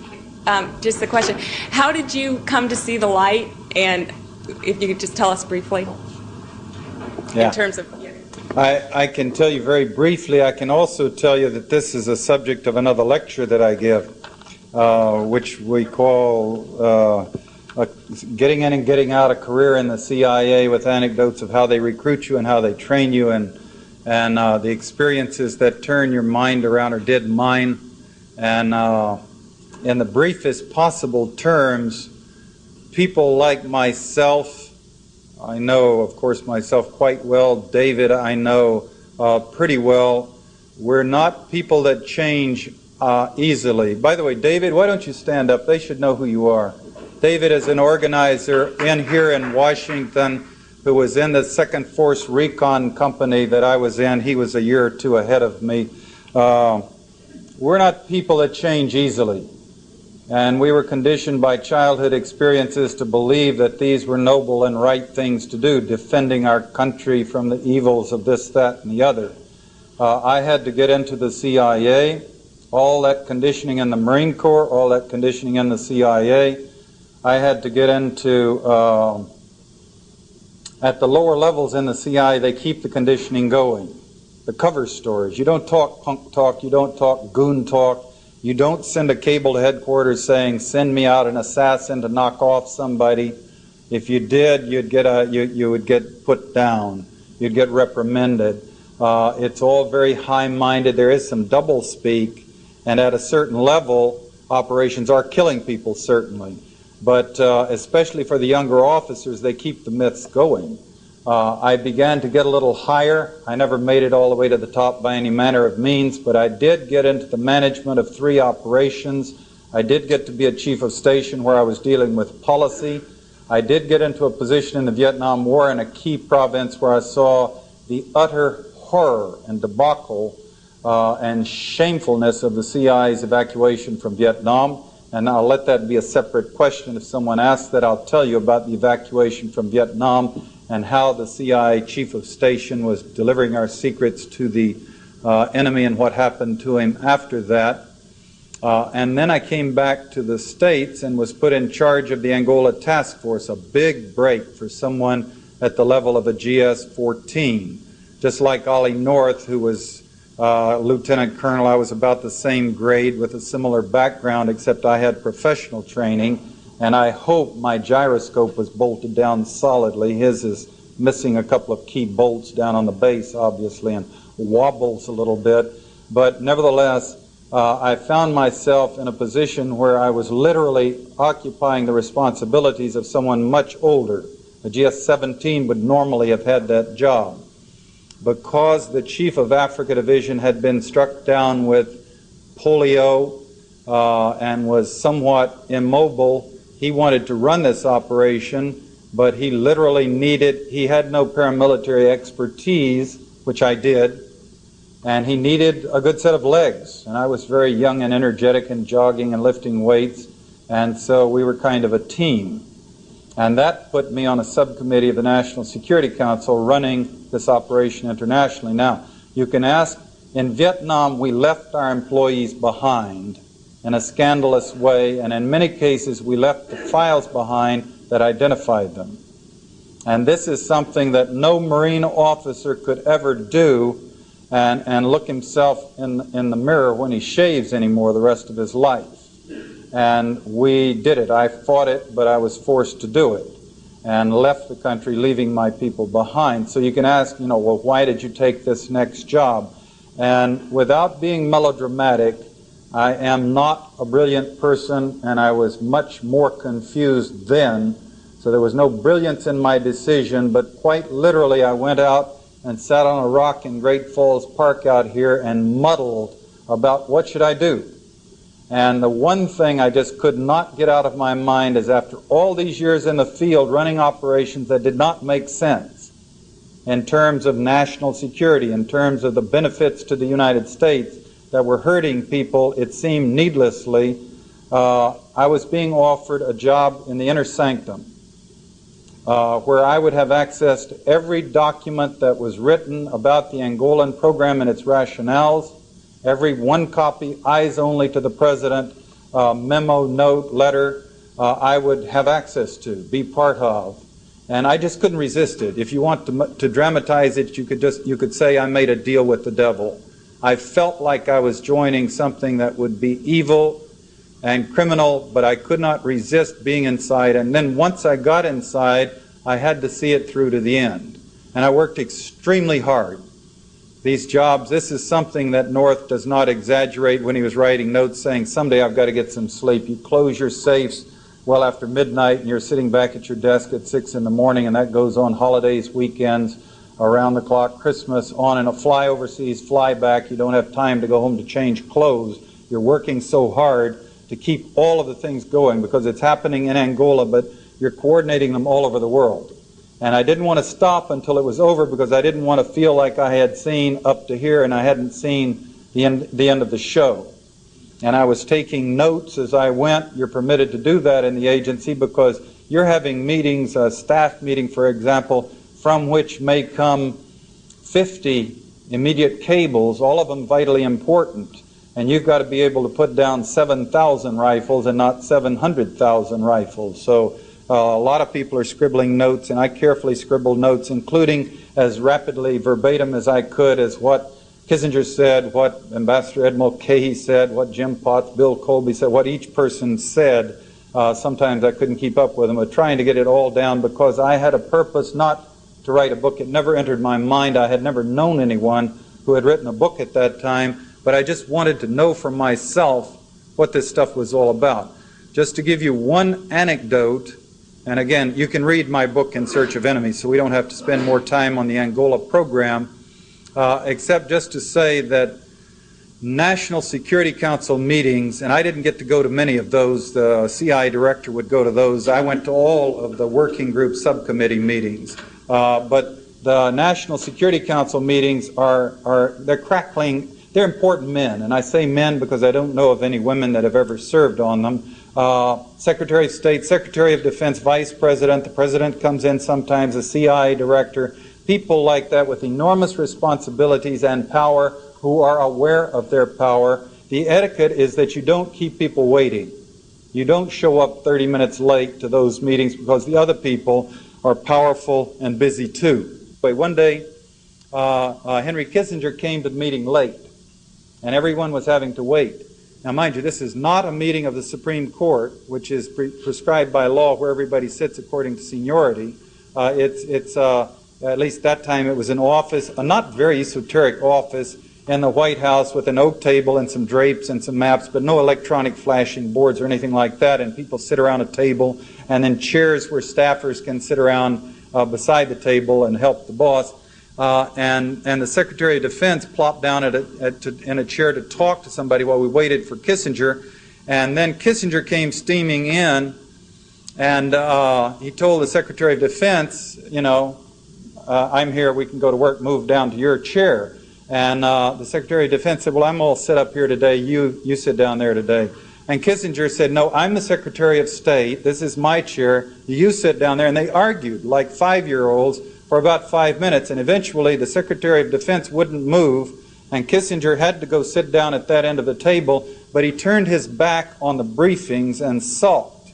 He wouldn't pay attention to to what we were saying that day because he couldn't have his chair. And we were making decisions that were getting people killed in Angola, and I'm not exaggerating one bit. I could go on and on with such anecdotes of what I saw. Some of them obviously much more pertinent and detailed and serious than that one, but the fact that I left afterwards, I testified for 5 days to the Congress. I did not plead the Fifth Amendment. I did not think that officers in the Marine Corps and middle-level officers in the CIA should have the right to plead the Fifth Amendment. If they've been involved in a government operation, doing what they thought was their duty, if they've gone awry, I felt like we had a responsibility to take our medicine if punishment was due.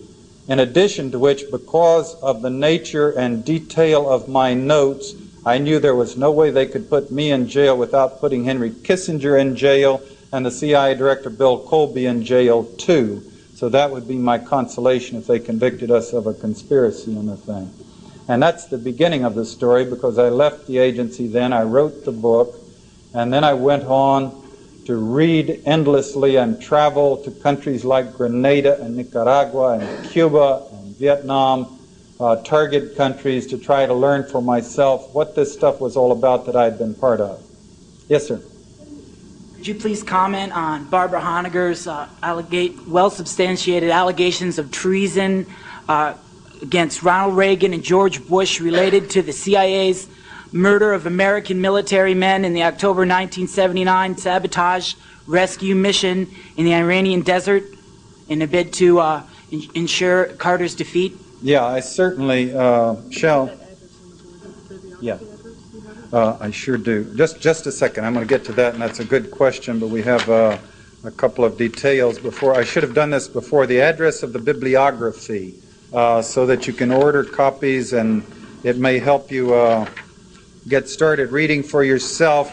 There's some students down at the University of Texas that helped me by mailing this thing out, and they have no financial support, so you have to send them, I think it's $7 is their cost for the printing costs and the envelopes and the mailing and whatnot. And And also we wanted to note that there's another distinguished CIA alumnus who has gone public, Mr. Alan Orton, and if you'd like to stand up as well, who's been active in trying to speak out. Is there anyone else here, Alan, David, that I've missed? Yeah. Lou Wolf. Lou, are you still here?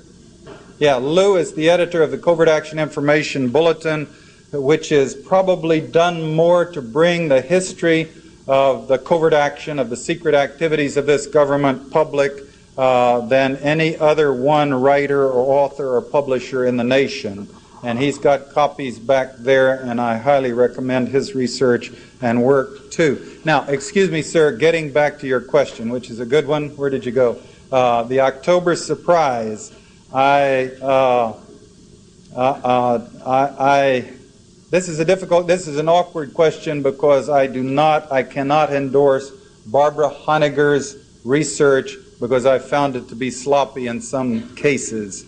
So I'm not going to comment on it in detail. I will comment on the October surprise by saying that most of the best heads that I know analyzing that event, what the event is that in 1980, our embassy was being held hostage, and our media was making a big issue out of it as part of the surge towards conservatism that eventually got Ronald Reagan and George Bush elected into the presidency. And this was a massive orchestrated plan that involved the ABC television, with America held hostage on television several times a day to keep the people exercised and feeling militant, with people in the Pentagon and the CIA and the State Department cooperating with the Bush-Reagan candidates to Jimmy Carter's detriment. The point was that in October, if the hostages had been released, it's quite possible that Jimmy Carter would have won the election. So it was urgently important that Iran not release the hostages until after the elections, and they did not. And then they held them another 76 days until the inauguration of Ronald Reagan and released them 2 hours after he was sworn into office, so he would get credit for their release.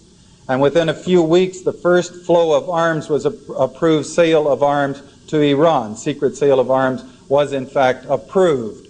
So the best heads that I know believe seem to agree that there was a tacit agreement, at least between the Bush-Reagan campaign and the Iranian government, that if they would keep the embassy people hostage, that the U.S. administration, Reagan administration, would smile on them afterwards. Now, as far as the details of the story that George Bush flew to Paris to deliver $40 million to the Iranians as a payment for that sort of thing, in my own experience following this as closely as I can and talking to lots of journalists who have conscientiously researched this, I have not found that the case has been made to the point where I would have published it had I been a journalist or editor of the Washington Post. There are gaps. There's just details that are not there that would have been there, I think, if the story were completely true. Moreover, one of the very astute people I know, Cy Hirsch, maybe one of the best investigative journalists of our times, I would say one of the very best, certainly, maybe the best. He says, bullshit. The Iranians were quite smart enough to know in their own interests. They didn't have to be told by George Bush that it would work in their interests and favor to keep the embassy hostage and let Reagan get credit for their release. If they released the hostages after having antagonized and humiliated Carter, he would come after them with a vengeance.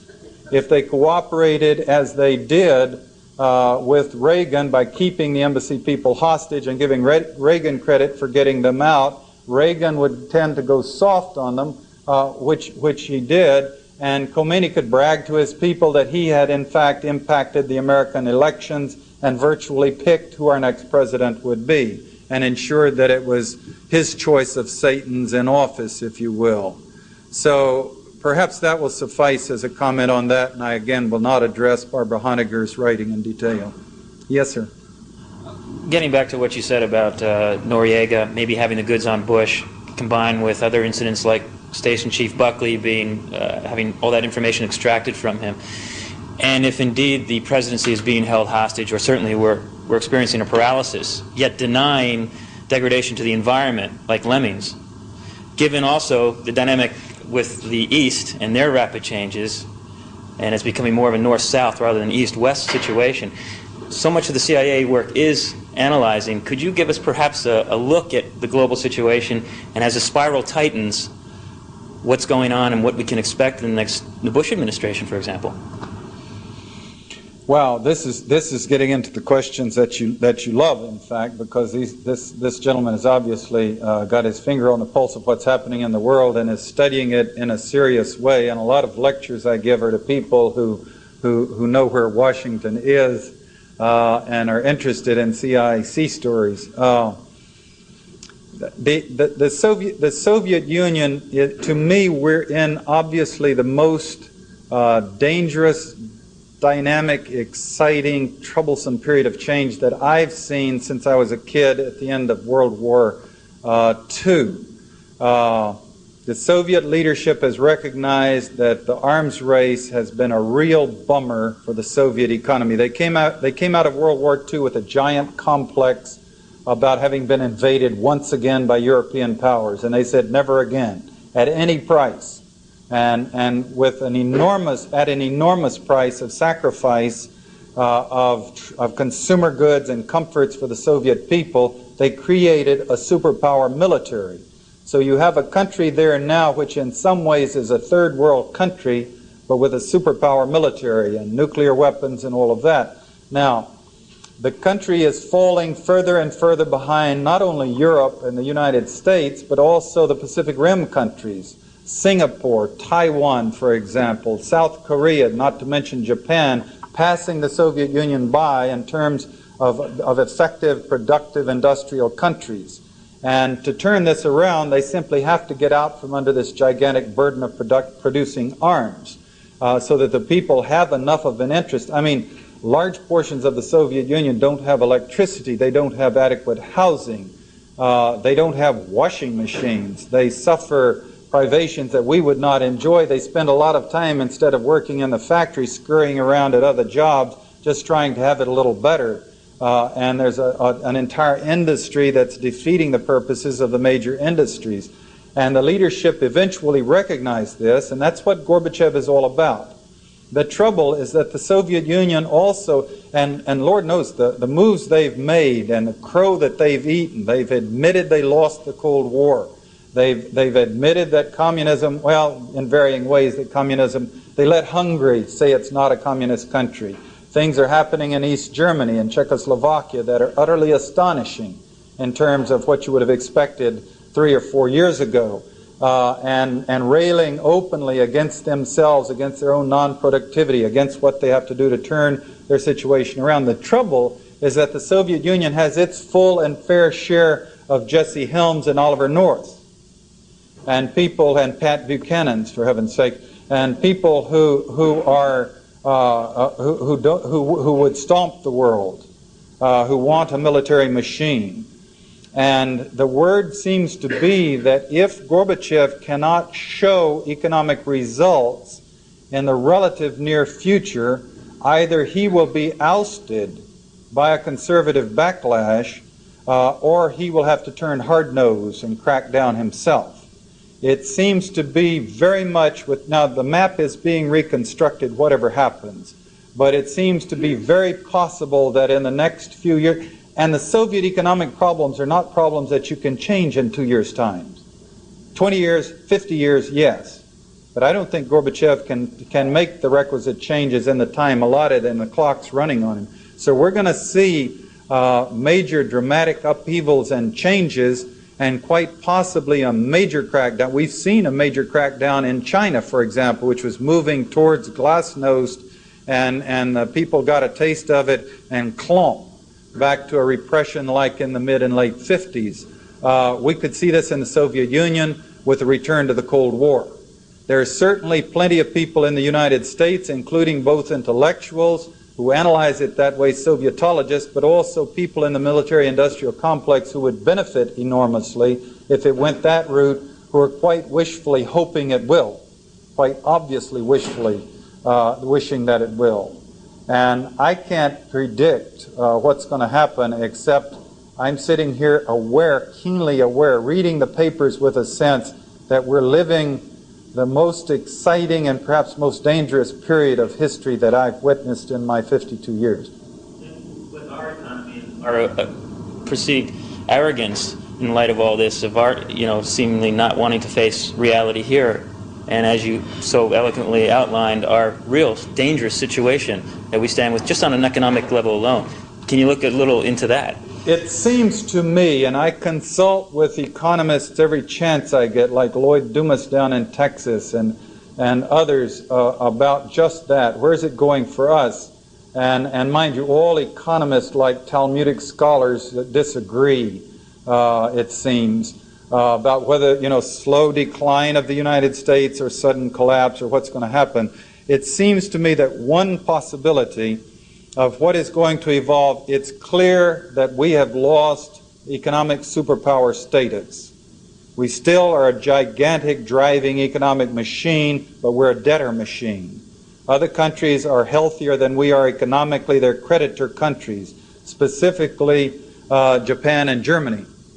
Other countries have industrial trade gaps, trade credits instead of deficits, including Taiwan, for example, and Korea and Singapore, to our disadvantage, sucking the money away from us. But what they're doing so far is reinvesting the money back, buying up the debts in the United States. It has not turned into a bad debt yet. It's just that we own less and less of ourselves, of our own country. So that we're creating a situation where there will be other peoples who will be the bankers, and we will remain the policemen, or the soldiers, or if you will, the mercenaries, or describe it as you will. The way this could actually work would be we obviously would have tremendous clout, but we would have less control of economic decisions around the world. Just to give you some examples of how this works, George Bush, I don't know if you caught the 60 Minutes show during the presidential election campaign, in which they revealed that 18 members of his campaign staff had accepted six-figure fees from other governments to advise them. He had surrounded himself with international lobbyists. What they're moving towards is an internationalist world, a multinational world.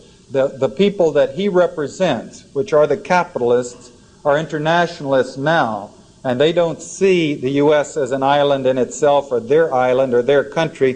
They see a world economy of which they're a part and in control, and the U.S. building missiles, and they can profit from that. And the U.S. standard of living dropping, that's okay with them because their standard of living is certainly not dropping. And then watching, events in Russia and China and other parts of the world to see how they can play and tune them to the increased productivity of their own economic interests. One thing that Lloyd Dumas points out to me, though, that's pretty scary is I'm saying to him, but look, they spend all this money to build these weapons, and then the weapons could destroy the world, and it doesn't seem like they're thinking very far ahead in terms of their own interests. And he says, are you kidding? These people are looking at quarterly reports, and if they're in the red for 2 quarters, they're out. And they're not planning the world economy. They're not planning the economic health of the United States.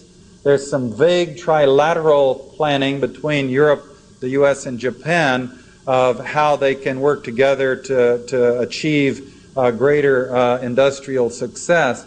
But basically, they're looking at very short-term profits of their corporations in competition with other corporations, and which is another way of saying they're not responsible. They don't consider it their job to be responsible for the fate of the earth. That's other people's worries. Their job is to get that next quarterly report into the black and the shares up. Yes, sir. First, I'm from the Christic Institute, and I speak for a lot of people there in thanking you for your work. There's great talk. Thank you. Also, I had a question about Southern Africa, and with the conditions there, talk of maybe perestroika in Southern Africa, in South Africa. I was wondering if you give that any credence. It seems hard for me to believe. And just to talk about what South Africa's role has been in destabilizing that whole region, and how the CIA uses pariah nations like South Africa, Israel, Taiwan in its work. I don't know. I call people like Jerry Bender, who's the best scholar that I know on Southern Africa. I mentioned him, during the talk, and in London I talked to Victoria Britton, whose book E Victoria certainly doesn't give you much hope about a change of whatever in South Africa. She's detailing the continuing horrors, and they continue. Nevertheless, they seem to be releasing some long-term prisoners, political prisoners, and I read in the paper today that they seem to be making plans to release Mandela himself. And it may be. Now, I know I visited South Africa many years ago, and I found that there are a lot of whites there who are not as comfortable with apartheid as you would think. There's a hardcore segment and enough of a majority that they've kept it tightly buckled down. But I was invited and went to a sports event at the University of Cape Town. I was a judo player. I was on a military cruise. I was, goodwill sort of thing. I worked out, and it was a totally multiracial meeting and group, and the whites and blacks, we went drinking afterwards, and I was a little shocked. And they were saying that the whites that were in that group were saying how they didn't think apartheid was fair or right at all.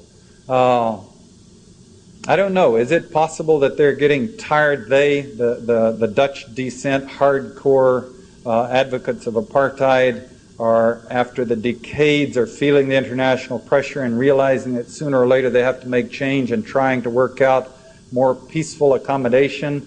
This is what they would have us believe. Still a lot of violence going along. Still a lot of suffering going on. I have not been able to get any of my gurus on the subject to say that they are confident that apartheid is going to be abolished in the near future, but they give credit to the fact that Namibia is being, its status is being changed. The South Africans still want to retain control of it, and the others in Mandela may be being released, and these do seem to be gestures tentative in the right direction. That's a kind of a tepid answer, but I just don't dare say anything much more forceful. Did you work at all with South Africa folks when you were operating in Angola? Yeah, now mind you, my job was in Washington, national security. I went to Angola. I had chiefs of station throughout Africa reporting to me and to my boss. And we were working with South Africans, and I definitely had personal contact with South Africans and all of that. So the answer is definitely yes. The CIA, I can go on to comment beyond your question, had a traditional affinity for the white South Africans. BOSS was considered to be a friendly service. When I first joined the CIA, I found the deputy chief of the Africa Division was waiting for his retirement job, which he had selected for himself to be Pretoria, because it was considered to be the prize of all jobs, because the climate is wonderful, it is a beloved country, or could be, and your job was, the CIA did not run any operations there because that might offend BOSS, and so you got to play tennis and chess and go to the cocktail party and be in the circuit with the elite of the white South African society. So it was a prize assignment. Years later, I find John Kelly researching with, I think it was CBS television, breaking the story that it was the CIA that originally fingered Nelson Mandela to BOSS for his arrest 20 years ago, whatever it was, years ago now. So there's been a very intimate relationship between the two.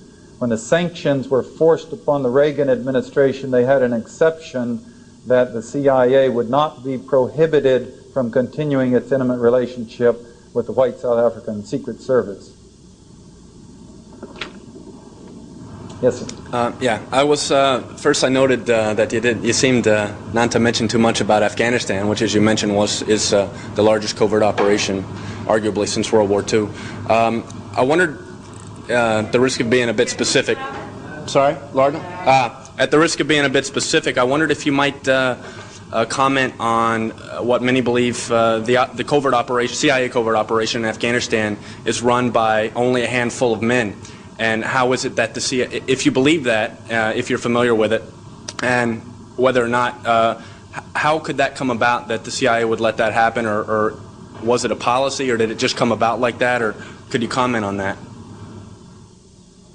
You're saying that it was run by a handful of CIA men? Well, that it still is, but that it was a much smaller group of men than typically most people that for such a large operation should have been in charge for such a large operation. Well, this operation, we get glimmers and glimpses of the budget now and then, hundreds of millions of dollars, and we get a sense of its size, which would make it, I mean, at times when the Contra program was getting $19 million and then $100 million increments, they were getting hundreds of millions of dollars. So it seemed to be a much larger operation. It was never controversial. The administration never chose to make it a controversial issue, which they chose to make the Contra program a public issue. They wanted to, apparently because they wanted to condition the nation to an eventual invasion of Nicaragua. They did not want to have a public debate about Afghanistan, and it was not a situation where they were as vulnerable because there was a Soviet army there. So it was harder for people in this country to marshal a protest of the CIA going in to help the Afghani people. Now, in fact, there was a lot of cynicism in it that could have been brought out. The Soviet invasion, in fact, was provoked by the CIA trying to engineer a coup d'etat that would have created a government on the Soviet flank that would have been loyal to the CIA, as Iran had been under the Shah, more or less. And the Soviets, not willing to let that happen, put in their troops. So there's that kind of complexity behind the scenes. And then this massive flow of arms and relatively little information about the details of how it was run.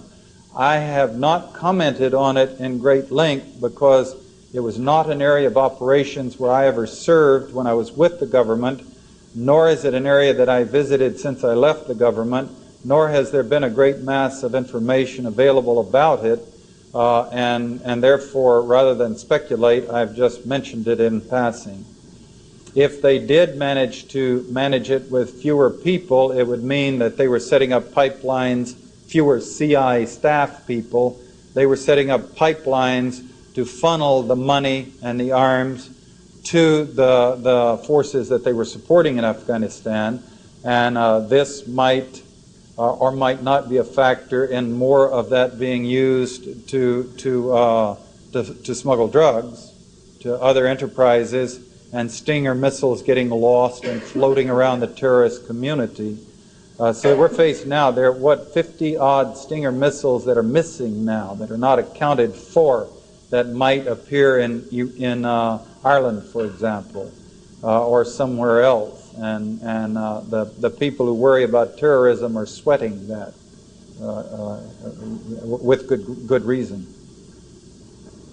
Yes? I was really interested to hear you explain how the destruction of the environment figured into everything else you were talking about. Yes. The destruction of the environment, of course, is in some ways there's only the parallel of just the indifference to the fate of the earth. The same mentality that would produce 60,000 thermonuclear weapons and bluff and play with them is the same mentality that's saying we're not going to be here very long anyway. It's the James Watt syndrome, saying the fate of the earth, the end of the earth is in sight.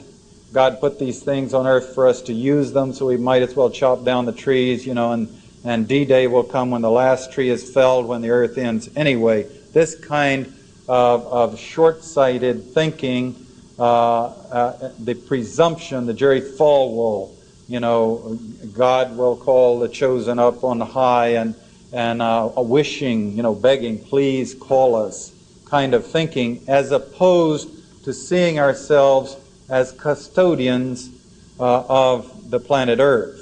It's taken, as Carl Sagan points out, 4 billion torturous years to evolve to the point where we are today. We, whatever we are we going to pass on something that will be here another billion years?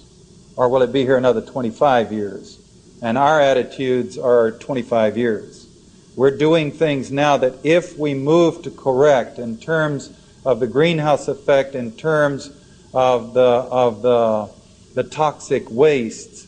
I mean, they're running studies now. Carl Sagan has sent me some material on this from papers that he's delivered, and because I'm finishing up a book on the subject of the arms race, showing how they're spending X billions of dollars to study how these toxic materials could be stored safely for 10,000 years. Because that's the maximum amount of time that they can possibly estimate the state of the crust of the world's, they can't plan beyond that. But the stuff will be toxic 50,000 or more years. And so, we're not planning that far down the road. But getting more specific beyond just the arrogance, you get into the weapons plans, where managers of the plants have some radioactive gases or liquids that they need to get rid of. And if they go to the Congress and say, we have this problem, we need $10 billion to find a way to store these things, it becomes a big, stinky political issue. So they just quietly open the vents and let them blow out into the atmosphere and dump them into, in Pantex. And this, by the way, the media got onto this finally. We've had it in the peace community for decades. The best book I can think of on the subject is Wasserman and Solomon's book, Killing Our Own, which is an excellent book summarizing this kind of, and details of this kind of activity. But at the Pantex plant in near Amarillo, Texas, they had these hot radioactive liquids, and again, they didn't want to go to Congress and ask for money, so they dug what we call tanks in the ground. That's the farmers dig tanks with bulldozers and to collect rainwater for the cattle to drink. They scraped out these flat tanks in the ground and poured the stuff in there without sealing it. Not, I mean, with rubber or concrete or anything. They just poured the stuff in there so it could percolate down into the Oglala aquifer, or blow, the winds are quite strong, blow into neighboring fields or evaporate up into the air. And that was their donation to the environment, just to save money and embarrassment. Now, there is a move afoot to investigate these things and to talk about cleaning it up and to talk about criminal charges for the directors of some of these plants. So, we are making dents on some of this. These thousands of books that are out now, the 120 books on my list, are almost all written in the 80s.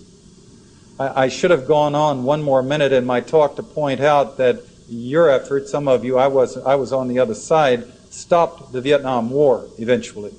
2 million people had been killed, but if you hadn't risen up and taken to the streets and made them get out, 4 million people would have been killed. And I will flatly assert that we stopped and blocked the invasion of Central America during the 80s. We, all of us, myself, Lou Wolfe, David, Allen, all of us, a lot of you, the Reagan administration had clearly committed itself to orchestrating this nation into a war, and they'd picked Nicaragua. And they were blocked by the Joint Chiefs of Staff and the Secretary of Defense, Caspar Weinberger, in open debates.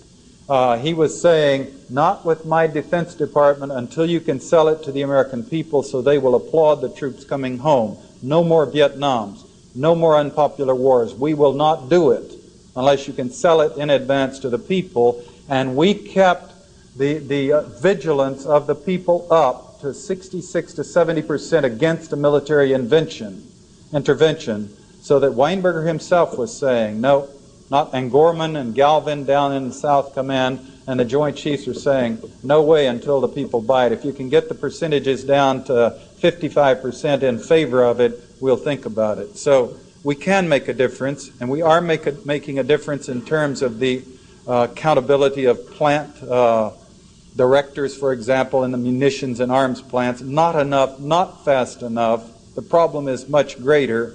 But at the same time, we do have them talking. We did get an INF treaty. We did stop the Central American War. You grab at straws of hope because you need hope in order to keep your energies up. Yes, sir. Keep hope alive. Two brief things. One, to the remaining audience, a shameless plug. Common Concerns Bookstore, DuPont Circle on Connecticut Avenue, carries many, if not all, of the books that Mr. Stockwell is describing. Question addressed to you, a bit personal, just what, if you could briefly outline or describe anything that your detractors has to say about you and your goals that has a shred of credibility. In other words, play the devil's advocate with yourself for just a moment. Is there anything that you personally find on target that's like anti questions your message? That I have trouble handling?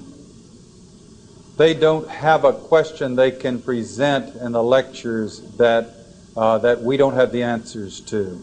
We have staked out the intellectual high ground.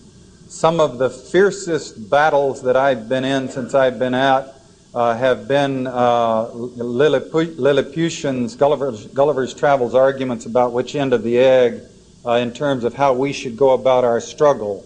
arguing about details of accuracy with Barbara Honecker and others, in which my position, and I think Lou's, I know, and David's and the others, are that he was the director of research for a while with Christic, that we have the strongest one single thing we have is the intellectual high ground. And we just simply cannot compromise, we cannot bullshit, we cannot be loose, we can't say the end justifies the means, therefore go ahead and say it because it has a nice ring to it, because the basis of our case is hard, solid facts. And for that reason, I sometimes, I'm a little, I'm always a little turned on in lectures when like last night in Brockport, New York, a guy stood up and said, "Mr. Stockwell, I want you to tell us about all of these fictional novels you guys are writing and making fortunes on." And I said, "Excuse me, before you finish your question, what is a fictional novel?" And then he said, "Come on, don't give me any shit. I know you went into this to make a lot of money and you're ripping off everybody and everything." And I went on to point out, I said, "Sir, you have me confused with Oliver North. You know, my lecture fees at best run 10% to 5% of his. He's made millions of dollars by lying, by destroying. He did a lot more damage to Ronald Reagan than I ever did, by running operations that killed people in Central America, by collaborating with drug smugglers, and he just got his pension restored, and I have no pension. I had a guy nail me on a talk show in Denver, radio talk show, and he said, "What's your retirement check? How do you dare accept your retirement checks while you attack the government the way you're doing?" And I said, "Who retired? I quit." And he said, "Come on now, you retired." "No, I quit. I was 40 years old. I was not eligible for retirement. I quit. I got nothing to feed my family except my wit and a little bit of luck and the generosity of people who bring me into lecture. And when I can sell something that I write, but mostly the New York publishers don't want to publish the stuff I want to write, because most of them are owned by the multinational corporations." I appreciate your presence of mind. Well, I came into this, mind you, with a morbid fear of public speaking, with the thought that I was the least likely public speaker on the face of the earth, having been slow of wit, and having had a little bit of a speech, not impediment, but a speech difficulty as a boy. You wouldn't pick me if you were going to train someone and send them out to debate these issues. And I gained confidence over the years because I found that the subject material genuinely interested people, and that as I read the books, I could handle the questions. I've fought off and on with a stomach ulcer and the anxiety and loose bowels before I go on to lecture, and what if they ask this and that and the other, and there were a lot of humiliations at first where I would be making a point and someone would stand up and say, "With all due credit, Mr. Stockwell." At one point I had the pyramids, I'd misplaced them by 2,500 years, and mind you, I've been to Egypt and seen the pyramids, and the result is, because of my anxieties, you just don't catch me very often. My nose is not in a book. And trying to memorize, trying to make the gray matter work, studying. Before I came here tonight, I was in the hotel going over my notes. Mind you, I've given 600 lectures, but I was going over my notes again to get it straight. But it's given me a lot of confidence to find professors and scholars, to have Carl Sagan say, "You got it right, John." This sort of thing, we do have it right. And the reason I lean on this point a little bit is that if I can get to a point of intellectual confidence, you can too.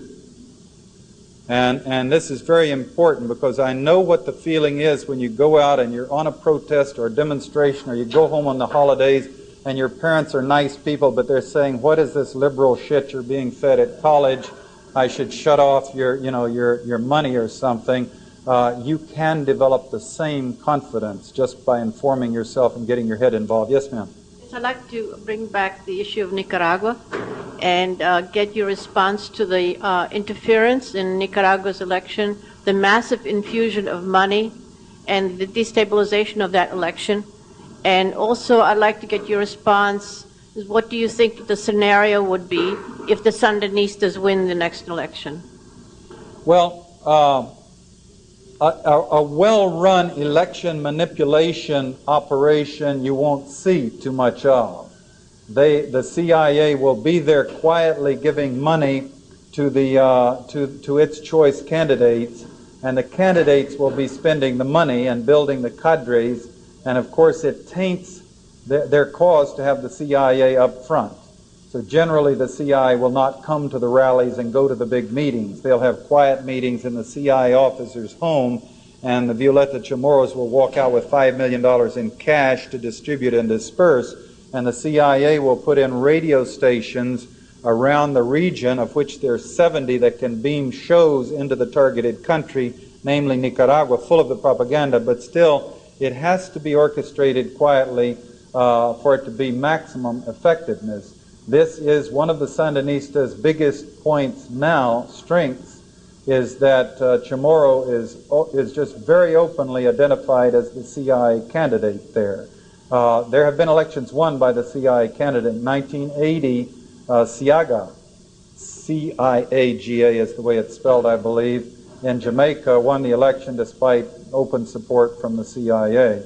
So Chamorro might win if the country were stressed out enough and the people were so tired, and the Sandinistas with their policies had turned sour and turned the people off. I don't think she will. I don't think she'll come close. But if it's done well, we may not see. We do have historical evidence, though, to see how these things are done. In 1984, in El Salvador, the CIA spent $2.2 million on those elections successfully to put Napoleon Duarte, a longtime CIA agent, into power. He was selected because he was a moderate who could be sold to the people in this country as a moderate, so the support could continue to El Salvador. The reason we know so much about that election is because this antagonized Jesse Helms, who favored Roberto do Buisson, Nazi comrades in arms. And so he went public from his position on the Senate Foreign Relations Committee. He got himself briefed of the truth of what the CIA had done, and he held a press conference and told us in great rage about how much money, how it had been spent. Some of the things I recall, they hired organized teams of journalists from Europe and around and flew them on blue-chip tours of El Salvador, guiding them through, taking nice care of them, and paying them off handsomely to go back and write articles that would create international sympathy for Duarte's campaign. They're obviously doing the same thing with Chamorro. In this get-together in Costa Rica, she was clearly presented in the most favorable light by not just Bush, but Arias and all the others. And so that's a little evidence right there of the ploy and what they're doing. Now, he went public very shortly after the elections, which I believe were in April of '84, were they not? In El Salvador. You can go through and flip through the microfilms and find his statements about that. He was quite enraged. And I used it against him in my lecture. I pointed out that he says I'm a traitor when I reveal stuff, but he was revealing sensitive briefings. But he has Washington sufficiently terrorized that no one castigated him for revealing that secret information. Holly Sklar footnotes it. And Washington's War on Nicaragua, Holly Sklar's book, yes.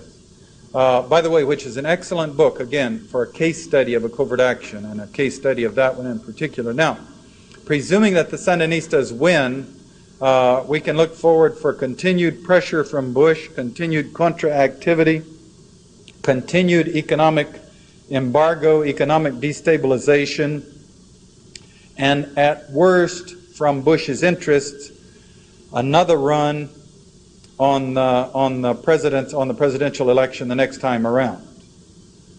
If nothing else, if works to get the Sandinistas out, then the next time elections come up, they will have that much more water under the bridge, that much more suffering by the Nicaraguan people, and Violeta Chamorro presumably having that many more years to campaign.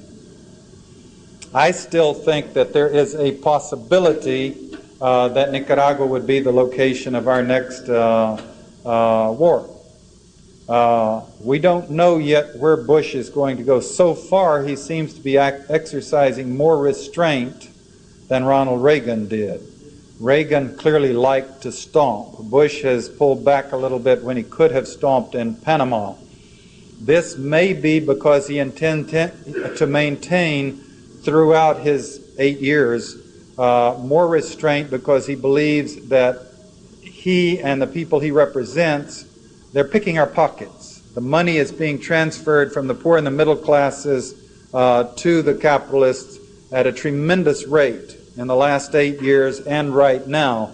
If they exercise the people with something unpopular like a war, then we may rise up and force them to go back. We may wake up.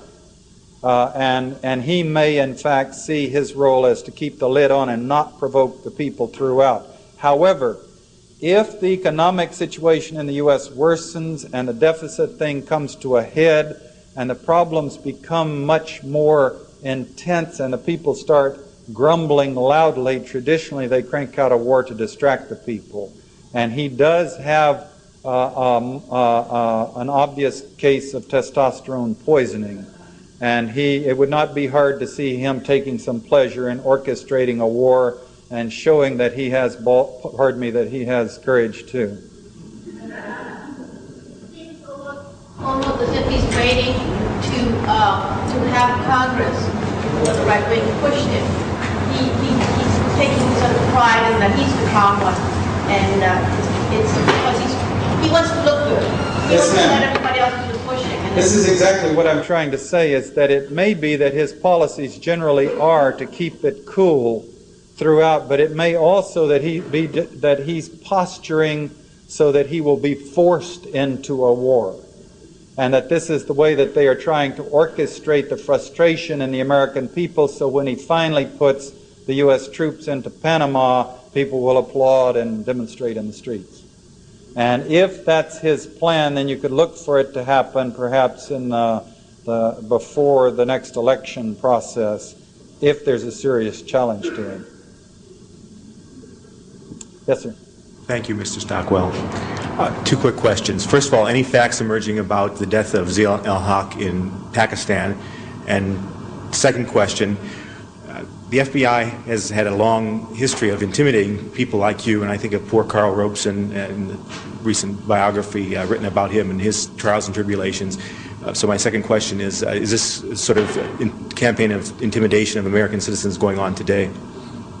I'll pass on the first question because I just simply don't have any inside information on Pakistan. I'm not saying this is not an important part of the world. It is, it's just not my area of expertise. On the FBI intimidation, as I said before, we have the FBI director's admissions of punishment of FBI officers for improper targeting of civic groups, of peace groups. We have evidence of disruptions. We don't know what the CIA has been doing. I have been sued. I've been there's clearly universities that won't hire me to lecture because the Defense Department or the FBI is telling them I'm a dirty bird. It goes a step beyond that, and something I'm not sure whether it's funny or scary, but last week I was on CNN Crossfire. They asked me on the show, and this is where Pat Buchanan and Mike Kingsley get together and beat up on guests and yell at each other. It's not my choice of formats. It's not a format where I would see myself as being quick-witted to really do a good job on. And then worse, after they'd gotten me hooked onto it, and I thought they were going to come up with someone like Bill Colby to debate me on the subject of should we assassinate people, which is what William Webster, the CIA director, and the White House are trying to sell to the Congress right now as a greater license to kill, and we were to discuss this issue, and it's important, and I have a strong feeling about it, so I agreed to go. Then they told me that they had gotten Gordon Liddy to appear against me. And of course, as you all know, Gordon Liddy is a Looney Tune. And sure enough, this thing, everybody's yelling and shouting at each other. And in the course of the show, he threatened my life. He said I should be killed. And I protested, and then in different words, he said it again. And so I demanded that I be given a moment to speak. And I said, I want everybody in the nation that's listening to this show to remember, if my cars run off the road someday, to remember Mr. Liddy's threat and his FBI and CIA buddies. And I wasn't kidding at all. I was not amused with all the loonies that there are in the world out there, some of them drawing FBI salaries, to have Liddy going on television saying he thought I ought to be off. As far as morally winning the debate, it was a walkover because he was so outrageous.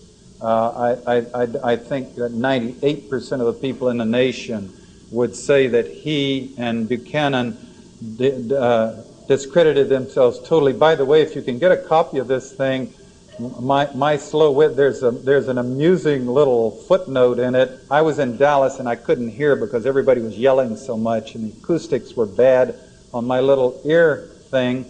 But Buchanan wanted to stick it to me, and he said that if you have a terrorist like this man, Ahmad Gibral, he said, as I heard it, who's clearly killing people. And we had a chance to get him, should we not go in and kill him? And my answer is, well, if you're going to do it fairly, you would also go after Luis Posada Carillas and his friend George Bush, would you not? And his eyes went kind of crossed. And now, where my wit was too slow to really nail him is, I can't think of, maybe David can, I can't think of any renowned terrorist named Ahmad Gibral, but there was an Ahmad Khalil, who was the assassin in La Pinca. And I would love to have been quick enough thinking to say, did you mean Ahmad Khalil, the CIA assassin in La Pinca who blew up Eden Pastora and Martha Honey and Tony Abergad? And should we kill him? I had an opening and I missed it. I don't know. But I still made the point pretty good. His eyes crossed and he backed away from the question. Yes, sir. What governmental mechanisms would you recommend to bring the National Security Council and the Central Intelligence Agency under the system of checks and balances that would hopefully prevent some of these atrocities that you've enlightened us about tonight?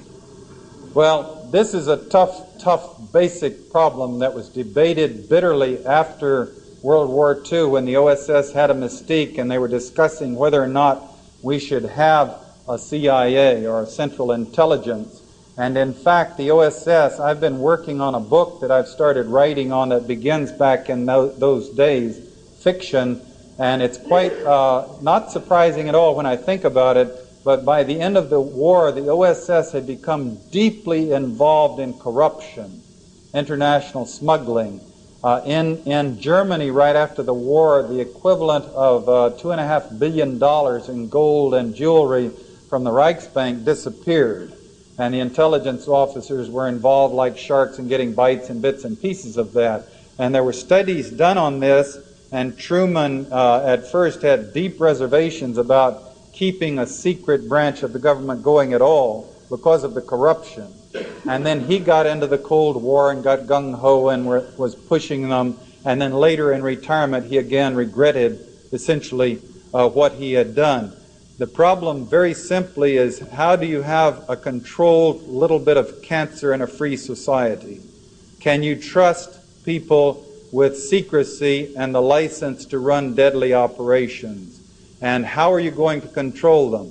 In J. Edgar Hoover's case, he turned the energies of the FBI into building files on congressmen and senators so he could blackmail them, so he could keep them from doing their duty to the public and people of this country. I would say that's a pretty clear lesson learned. And the CIA's involvement in our politics goes back to the Dewey-Truman election campaign when the CIA was using secret funds trying to get Dewey in and Truman out. And then you get the assassination of President Kennedy. And again, go and read those books for yourself. That's massive involvement in in democracy, if you will. And my sense is very clear of this. It was not when I first left the agency, but the more I read and the more I study it, the more I say that I used to say we should take our chances on facing the world without a secret, deadly arm.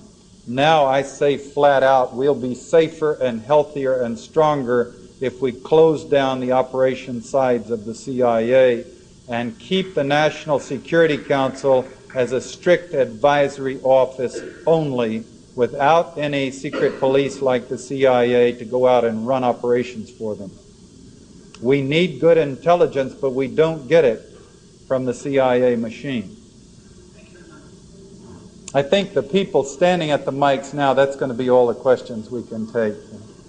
I must say I'm very impressed with your statement. It seems to outlast more of your listeners. My question has to, you seem to agree with most analysts that the next Vietnam will probably come in Nicaragua. I personally think that it's more likely to come in El Salvador or even in Honduras, going to war to protect one of our erstwhile allies. And I'm interested if you know of any current covert operations there helping our allies in the wars that are going on in El Salvador and in Honduras, leading us to the second Vietnam in those countries, and perhaps in comparison with how covert ops operated to help us get involved in the first Vietnam. Well, you notice throughout the evening I've referred to the Central American War and not the Nicaraguan War, because I have presumed all along, and we, various people agreeing and disagreeing vigorously, but scholars and studiers of these things over the 80s about the likelihood of a Central American War and where and how it would happen. I think we've all pretty well presumed that it would encompass El Salvador, and it would be run from the USS Honduras would be the immobile air carrier from which we would fly the missions. And Nicaragua was being groomed as the clear trigger and target. El Salvador was definitely a candidate to trigger the intervention of the U.S. military, and had they had an insurrection run amok or ignited an insurrection as opposed to what's happening now, they might have gone into El Salvador, but undoubtedly I felt they would move. And again, I don't mean to be egocentric, better minds than mine I'm talking to, and this is what we're concluding, sort of, that they would certainly have moved against Nicaragua as well. I've never seen it being a war against Honduras. Honduras is, there's a saying we used to have in the agency that you can't buy countries of the third world, but you can rent them. And you quit making payments, and you may lose your position there. But we've bought a pretty good investment in the 12 bases in Honduras, and I've never seen a situation developing where we would be at war with Honduras. Right, yeah. With the revolutionary movements in Honduras or El Salvador, or even Guatemala, where the revolutionary movements continue to grow. And we would go in to help our erstwhile allies, the governments. I could easily see a situation develop where we were going in, landing and staging through Honduras into fighting in El Salvador and Nicaragua and Panama. And we would be staging from Panama as well. And do you have any knowledge of current covert operations in, say, Honduras or Guatemala or El Salvador, which would, again, lead us step by step into actual military involvement there? Well, speculate. So. Well, but that would be a lengthy speculation, reviewing sort of read Holly Sklar's book. I mean, we would have to review, the activities, and there's lots of things going on, and orchestrations of violence, and U.S. Pilots shooting up Salvadorian villages and provocations all over the place. Let me clarify one thing, and lest I am misquoted after tonight. I am not saying that I think we're on the brink of a Central American war. I think the odds are very remote right now that it's going to happen. It could happen. It could be that Panama would be the trigger. It could be that Nicaragua would be the trigger maybe a year or two from now. But I'm not saying that I think it's going to happen. Thank you. On your comments that the best election manipulation is the ones that we don't see. And bring us back to Southern Africa, Angola, South Africa, and Namibia as we approach next week's elections. From where you were in 1976, how is the Angola project preparing for the 1978 planned Namibian elections? And were some of those highlights including the kind of tactics that we have seen in 1988 and 89, namely the massacre of Swapo people inside Namibia in early April, using UNITA forces to help with the DTA US-backed party this summer during the registration period, and this week's forgery of United Nations Transitional Assistance Group documents? In 1976, mind you, I was leaving the government preparing to write my book. My assessment of the chances of elections actually happening in Namibia at that time was that there was no chance. And I took that talk as being just simply not serious talk. I barely remember it. It has turned out now that the South Africans have yielded, and they're trying to do, obviously, I think, what we did in Nicaragua when we yielded and pulled out the Marines in '33, and leave behind a defense force that will give them good solid control behind a front like the El Salvadorian democracy or the Honduran democracy or the Guatemalan democracy. They'll have control, tight control of the country without taking all the international heat.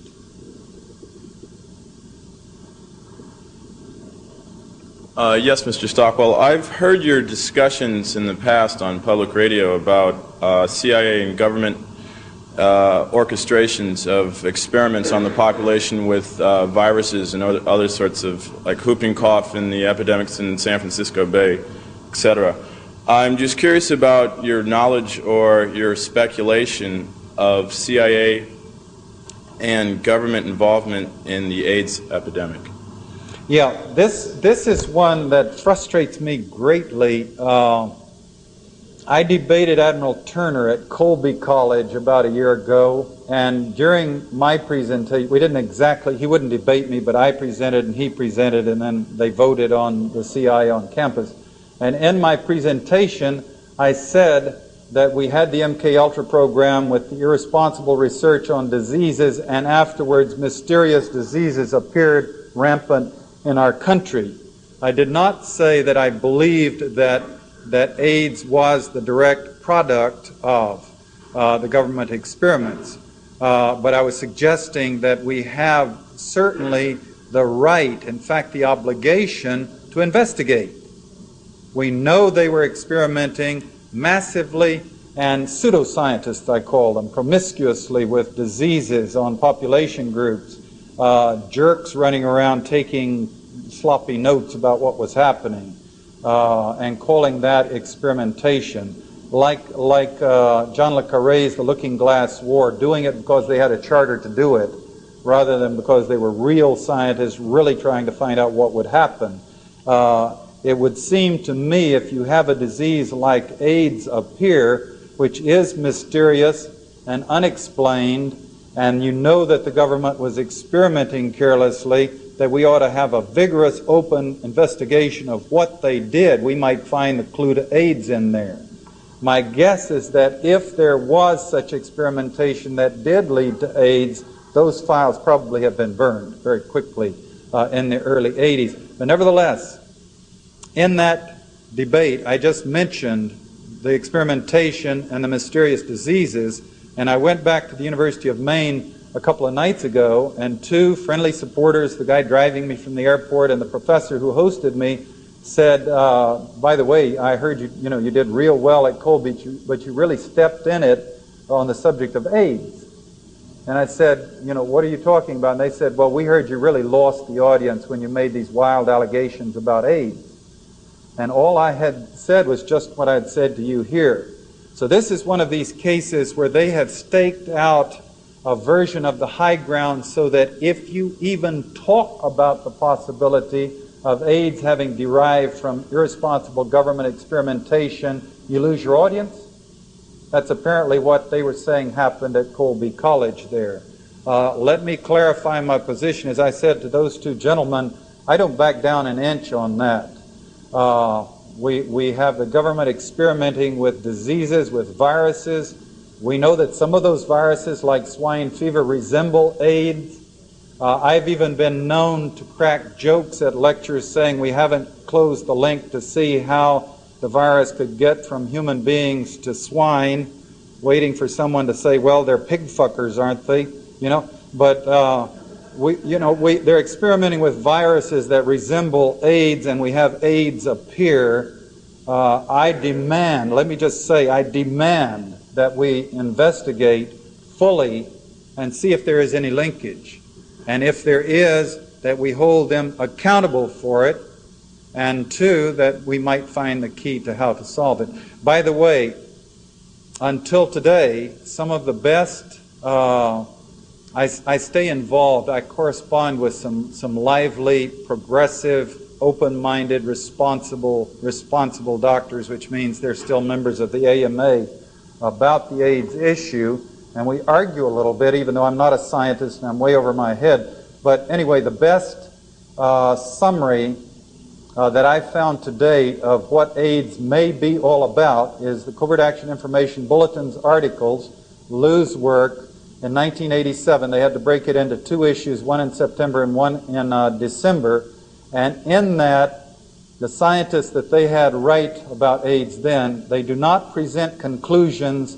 They offer, as I recall, 6 possible scenarios from which AIDS may have derived.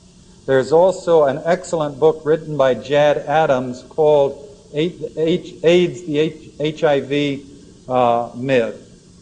I think I've got that backwards. By St. Martin's Press this spring, where he raises a lot of questions. What he's really pointing out is that they don't even know that AIDS is caused by the HIV virus. It could be a passenger virus piggybacking on the same cause. They don't know anything about AIDS yet except some of its symptoms and some of its behavior patterns. Now, the health establishment seized upon it as an excuse to grab $1.5 billion of research money and got a big machine going again. AIDS remains something like the 15th killer in the United States today, a hideous, horrible disease. But since, if I've got my figures correct at this late hour, since it was discovered in 81, there have been 59,000 people die of AIDS. And that's a lot, and it's a terrible disease. But there's going to be 850,000 die this year alone of cardiovascular disease relating to eating beef and fats and smoking. Just to give you a sense of the relative proportion. And there's more research being done on AIDS and money being spent on it than there is, and propaganda being spent on it, to the discomfiture of the principal groups, which are the needle drug users and the homosexuals, than is being spent on how beef fats and Jesse Helms' tobacco kills whatever that figure is, more people, exponentially, algebraically more people. It's about time for me to bring this to and get to a glass of beer. Yes, ma'am. Yes, Mr. Stockwell. These public presentations that you give must be very upsetting for the CIA. Why aren't they doing more to stop you? Well, we haven't come to that point in this society where they can afford to gun down people who are speaking out without having a backlash that could shut them down. They're more paranoid of their survival than you might think. During the Watergate hearings, I remember well, this is before transistors, but everybody in the agency, just about every office, had a portable TV plugged in watching the hearings, because we were so mortified and terrified, because here some guys were being on trial. A president was thrown out of office. 18 members of his staff went to jail, including the Attorney General, for a little breaking and entering operation and covering it up.